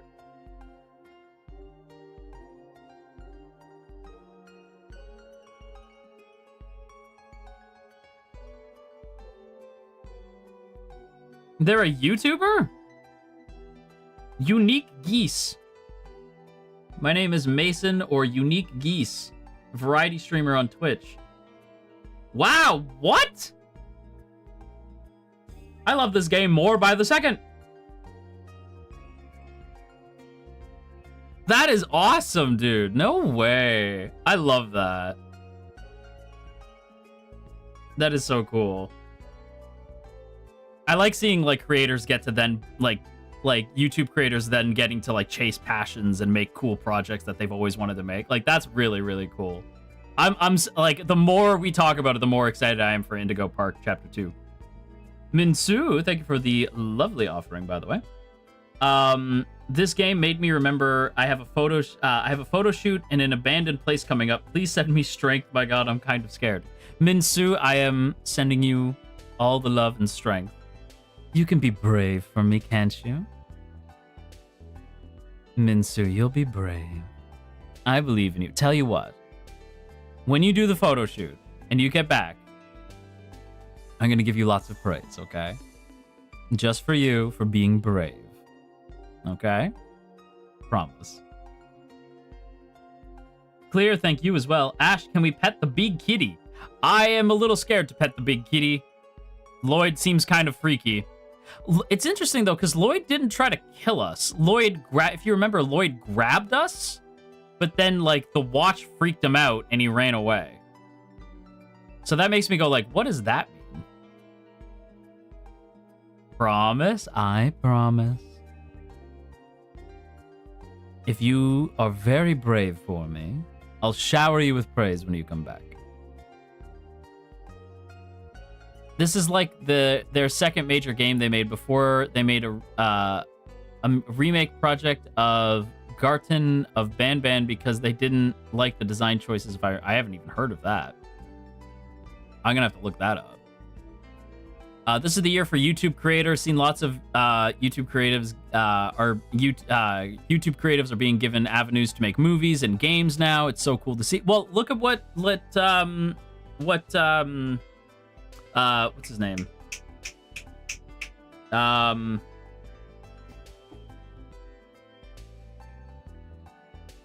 on. Kane. What Kane did? Yeah, Kane Pixels. Well, Kane Parsons but Kane Pixels, right? Like what he did with the Backrooms is nuts, right? He turned the series he had on YouTube, which apparently the movie is also like set firmly within his Backrooms like universe. Like it is still set in his version of the Backrooms, which is really cool. So like if you watch all of his YouTube stuff, the movie fits right in. But it's still accessible for enough people that the Backrooms movie has been like a massive success. And then on top of that, you have Obsession, which is also like a YouTube comedian turned into this like horror director, which is super cool. Jacksepticeye is making a movie. Mark directed Iron Lung. Right? There's like a lot of cool projects going on right now, which is just like I love that, you know? So excited to watch Obsession. I have to see Obsession, I have to see Backrooms, and I still have to see Iron Lung. Right? There's a lot of stuff that we still gotta check out, you know. But yeah, I'm gonna have to check it out soon. Have you played the Iron Lung game? No, I haven't. Maybe I'll play the game first before I watch the movie. Iron Lung. Okay. So Dami liked it. Speaking of Iron Lung, Mark's printing all the DVDs and Blu-rays himself. It's crazy. I did see that.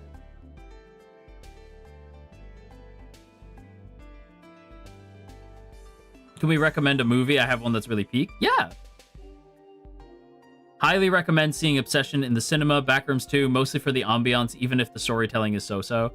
I think with Backrooms, I don't need too much, right? Like in terms of storytelling. I don't need a lot from Backrooms.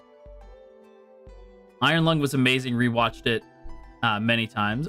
Hell yeah. I'm glad to hear that. Like, Mark is such a good actor. I knew he'd be fine. Backrooms is also pretty good. I love the Backrooms. You guys know I love Backrooms stuff. I think my favorite Backrooms thing is probably Backrooms Cleanup Crew. Just because it was fun to get to play that with myself, Zanny, and Lilo. The way Iron Lung is shot is so intelligent to me. Really? Iron Lung was like a movie that got better the longer I sat with it. Like right after the movie ended, I was like, that's so cool. But the longer I thought about it, the more I'm like, oh, it was so good. Oh, it's one of those. Okay. I've been really liking a movie called Teach You a Lesson. I've watched Teach You a Lesson. Okay, hang on. Teach You a Lesson. It's a movie?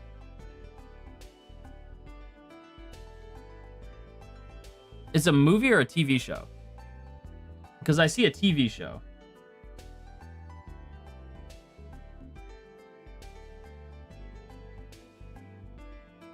Oh, it's like a series kind of thing. Okay. Yeah, I see it. Backrooms movie still works if you're intrigued simply by the concept of liminal space. Visually a treat. Sound design's great too. Yeah, I don't need much, right? Like, I don't need much when it comes to like story from a Backrooms thing. I think the scariest Backrooms game was Backrooms 1998, which I'm like, I have no intention to revisit Backrooms 1998. That scared the shit out of me.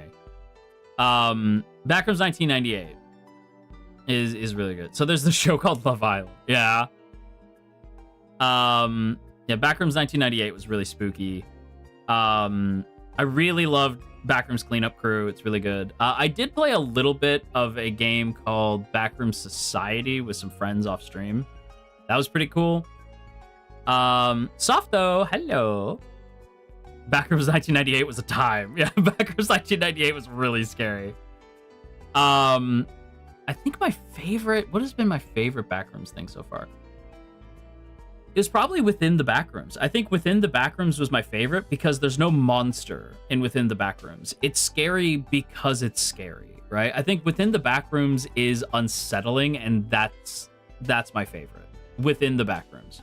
I do kind of want to replay Within the Backrooms at some point, just because, like, it's spooky, but it's kind of, like, comforting at the same time. It's why, like, to bring up, like, Jordan Underneath, again, from, like, the beginning of, I do not like Monsters in the Backrooms, just vibes. I don't like Monsters in the Backrooms. The only thing that I will be cool with, I don't mind the way Kane did Monsters in his YouTube series. I haven't seen the movie. I only know, like, the YouTube version of it with, like, the bacteria monster. I'm like, that makes sense because of the nature of the Backrooms. It's like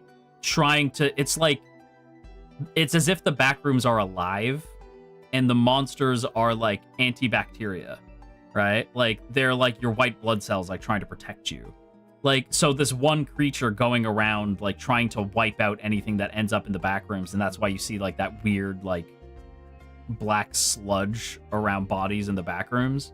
It's like, that makes sense to me. That's fine. Like, the idea that there's one monster in there, but you can kind of easily avoid it. Like, that's fine. Like, I'm cool with that, right? But, like, I don't typically like monsters in the Backrooms. The idea of just wandering through this, like, liminal space forever, you should be scared of the idea of something being there and you not, like, not sure if you're alone or not. That's scary. You shouldn't ever know if you're alone or not in the Backrooms. right? Like, the idea that, like, there might be something there, but you don't know. There could be something watching you and you'd have no idea. But the idea that you're completely alone and you're never, ever leaving, right? That's scary. That's what's scary about liminal horror, is the idea that, like, you're never leaving and you're stuck here forever, right? That's why I really want to read, like, hang on, you know what? I might do this right now. Hang on. There's a book that I want to get, because I might have a lot of time on my hands, several hours of time at some point, where, yes, House of Leaves. And I have wanted to get this book for a long-ass time. But I don't want to, like, the only version I can find is, like, a hardcover, and I don't really want that.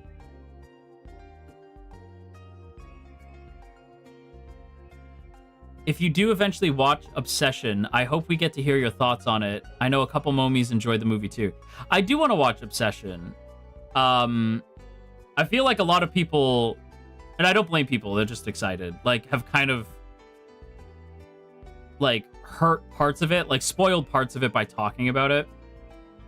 Okay, I'm gonna put the veil on for a second, for Obsession. I haven't seen it, but a lot of people have basically been like, it's, like, he is not the hero of the story. Like, the protagonist is not the hero, and that she's, like, stuck in there or something. And I'm like, oh, fuck, I wish I didn't know that.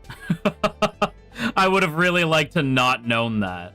But I still think it's going to be a good time. Like, I am still excited to check it out.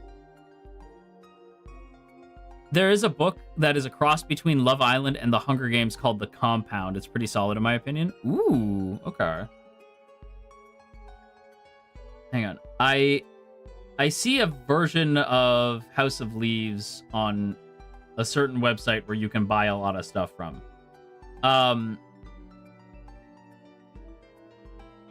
on, let me look up The Compound.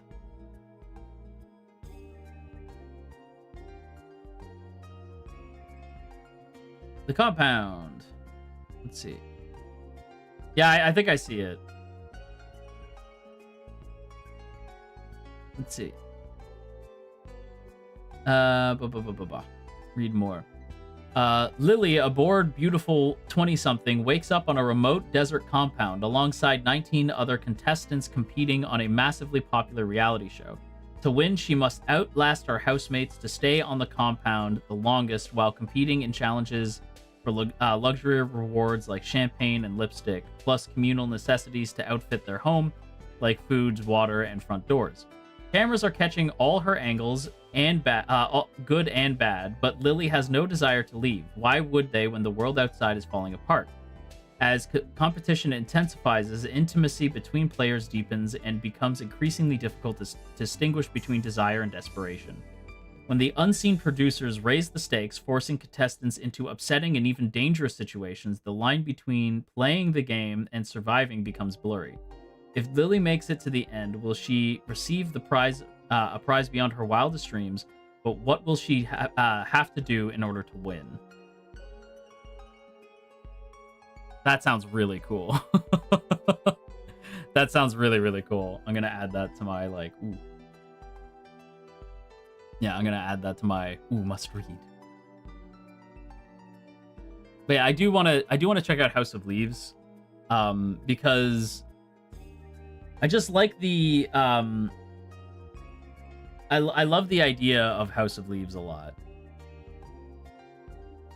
Oh, hang on, this one's a cheaper version. Oh, it's not actually the book. That's why. Okay. House of Leaves is expensive. God damn. I didn't realize it was so pricey. Goodness me. Anyway, thanks for the recommendations, guys. Because it's hard to mass produce. That makes sense. That does make sense. The way it's printed is tricky. Knowing what I know about it, that does make a lot of sense. House of Leaves very much felt like experiencing the story yourself. It wasn't really an easy read, but I think that's kind of intentional. Nothing in liminal space is meant to feel easy or familiar anyway, so that's true. Like, I think like, it's one of the things, like, when we go to Baruda, I think I told you guys the story already, but that liminal space feeling where you're like, I've definitely been here before. Like, if I show you a picture of a hallway, right? Like a hotel hallway, there's something weirdly comforting about a hotel hallway because you've been there before. Even if I show you a hotel from a country you've never been to, you've been in that hallway. And that's what's really upsetting to your brain is like, no, you haven't, but you have, right? Like, hang on, let me what's the, hang on. Liminal basement. Yeah, this fucking basement. Okay, I'm gonna show you a picture and this is gonna trip you out. I'm gonna show you a picture and it's gonna really freak you out. It's gonna freak you out.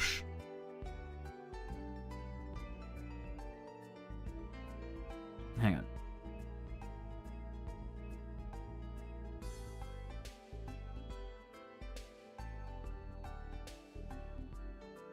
You've been here before.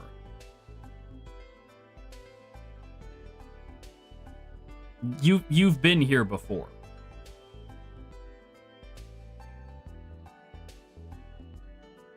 Like, I've been here before.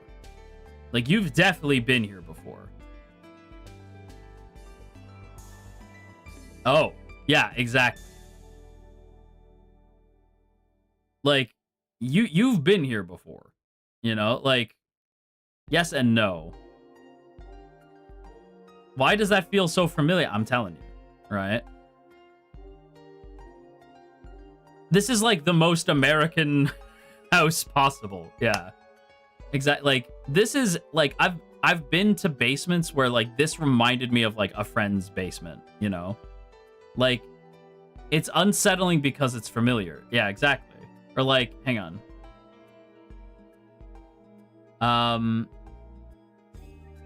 Hang on, let me find another one.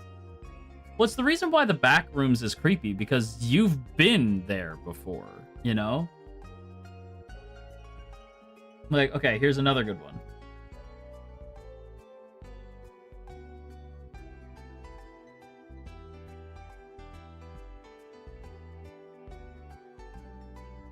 You've been here before.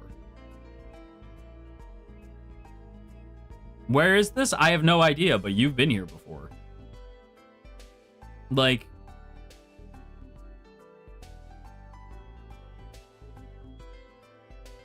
you've definitely been here before. That's what makes the back room scary, because it looks like any, like, office, you know? This looks just like a hotel I worked at. I'm telling you, you've been here before. These, like, there's something weird about being stuck. So the reason why it's called liminal is because it's the space in between spaces. That's what's, so like a liminal space is a space of transition. Right? Like, you're not supposed to be stuck in a place of transition. And that's what's really upsetting to your brain. Is like, I shouldn't be here because it's you're transitioning between places. It's that in-between place. You're not meant to live in a hotel hallway, but you've been there before, right? Like, okay, here's another good one. Like, just looking at this upsets me, right? Like, hang on, here's another good one.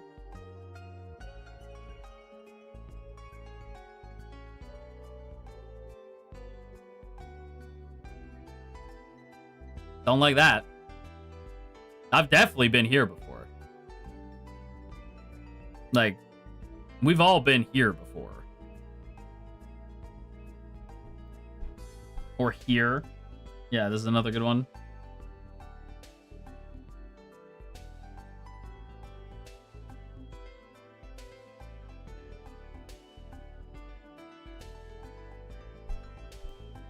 You've been here.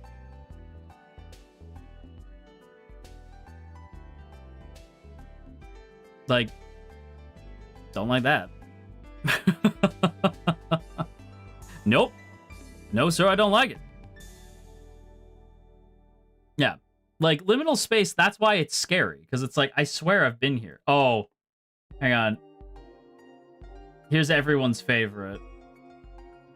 One more. This is everyone's favorite. Hang on.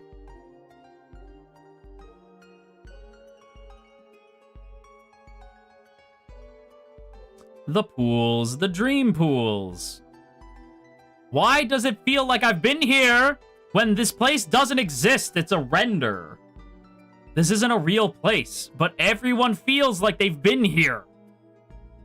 Right? The dream pools. Like, everybody feels like they've been here.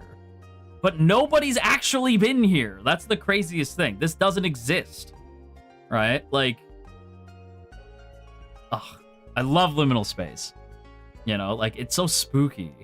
I love liminal space. Like, that's why I like a lot of, like, the walking simulators where there's no jump scares. You're just walking through liminal space and it's, like, troubling, you know? But yeah. Anyway. I've already been streaming way past what I'm supposed to, so I am going to wrap things up here. It kind of feels like, have you seen this man? And it's the guy that appears in everyone's dreams. Hang on, let me look that up. Hang on.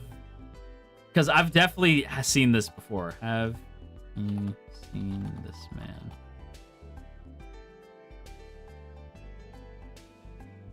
Yeah, this guy.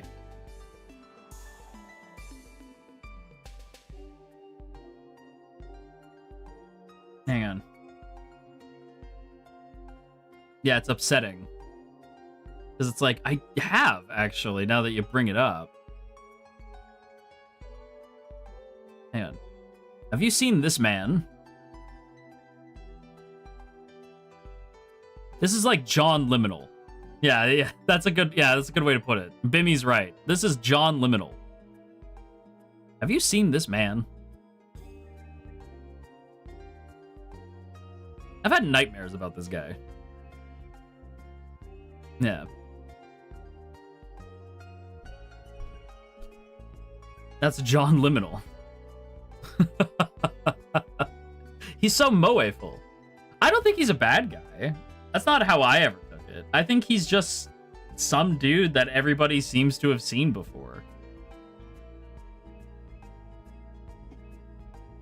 Like, Ash, please, it's 1 a.m. My bad. My bad. There's a reason why Yume Nikki is like one of my favorite, like, not even games, because it's not really a game, it's just experience, right? Because it's like this, just these weird liminal dream spaces. It's Gargamel from Smurfs. That's what he reminds me of too. Yeah. Anyway, we need to get going, so I am going to end this. Yeah. Who can I send you guys over to? Oh, Lilo's playing Clover Pit. I haven't heard of that. Is he gambling? It looks like a gambling game. He can't gamble. Can't gambles. Why is he gambles? Oh, it's not a gamble game. I just loaded it up. Oh, not a gamble game. Got it. Okay, everybody. I will see you a little later today. I will get the waiting room up for that stream in a little bit. We're going to play some Shishingo, so I will get the waiting room up for that right after this stream. So I will see you a little later today. If you can't make it, no worries, but I will see you guys then. Until next time, go grab yourself a little slice of heaven. Raise a little hell while you do so. And I will see you a little later today. Bye-bye! Don't get scared of little space. It can't hurt you. Don't forget, it's not trying to hurt you. It's just spooky. Okay, goodbye!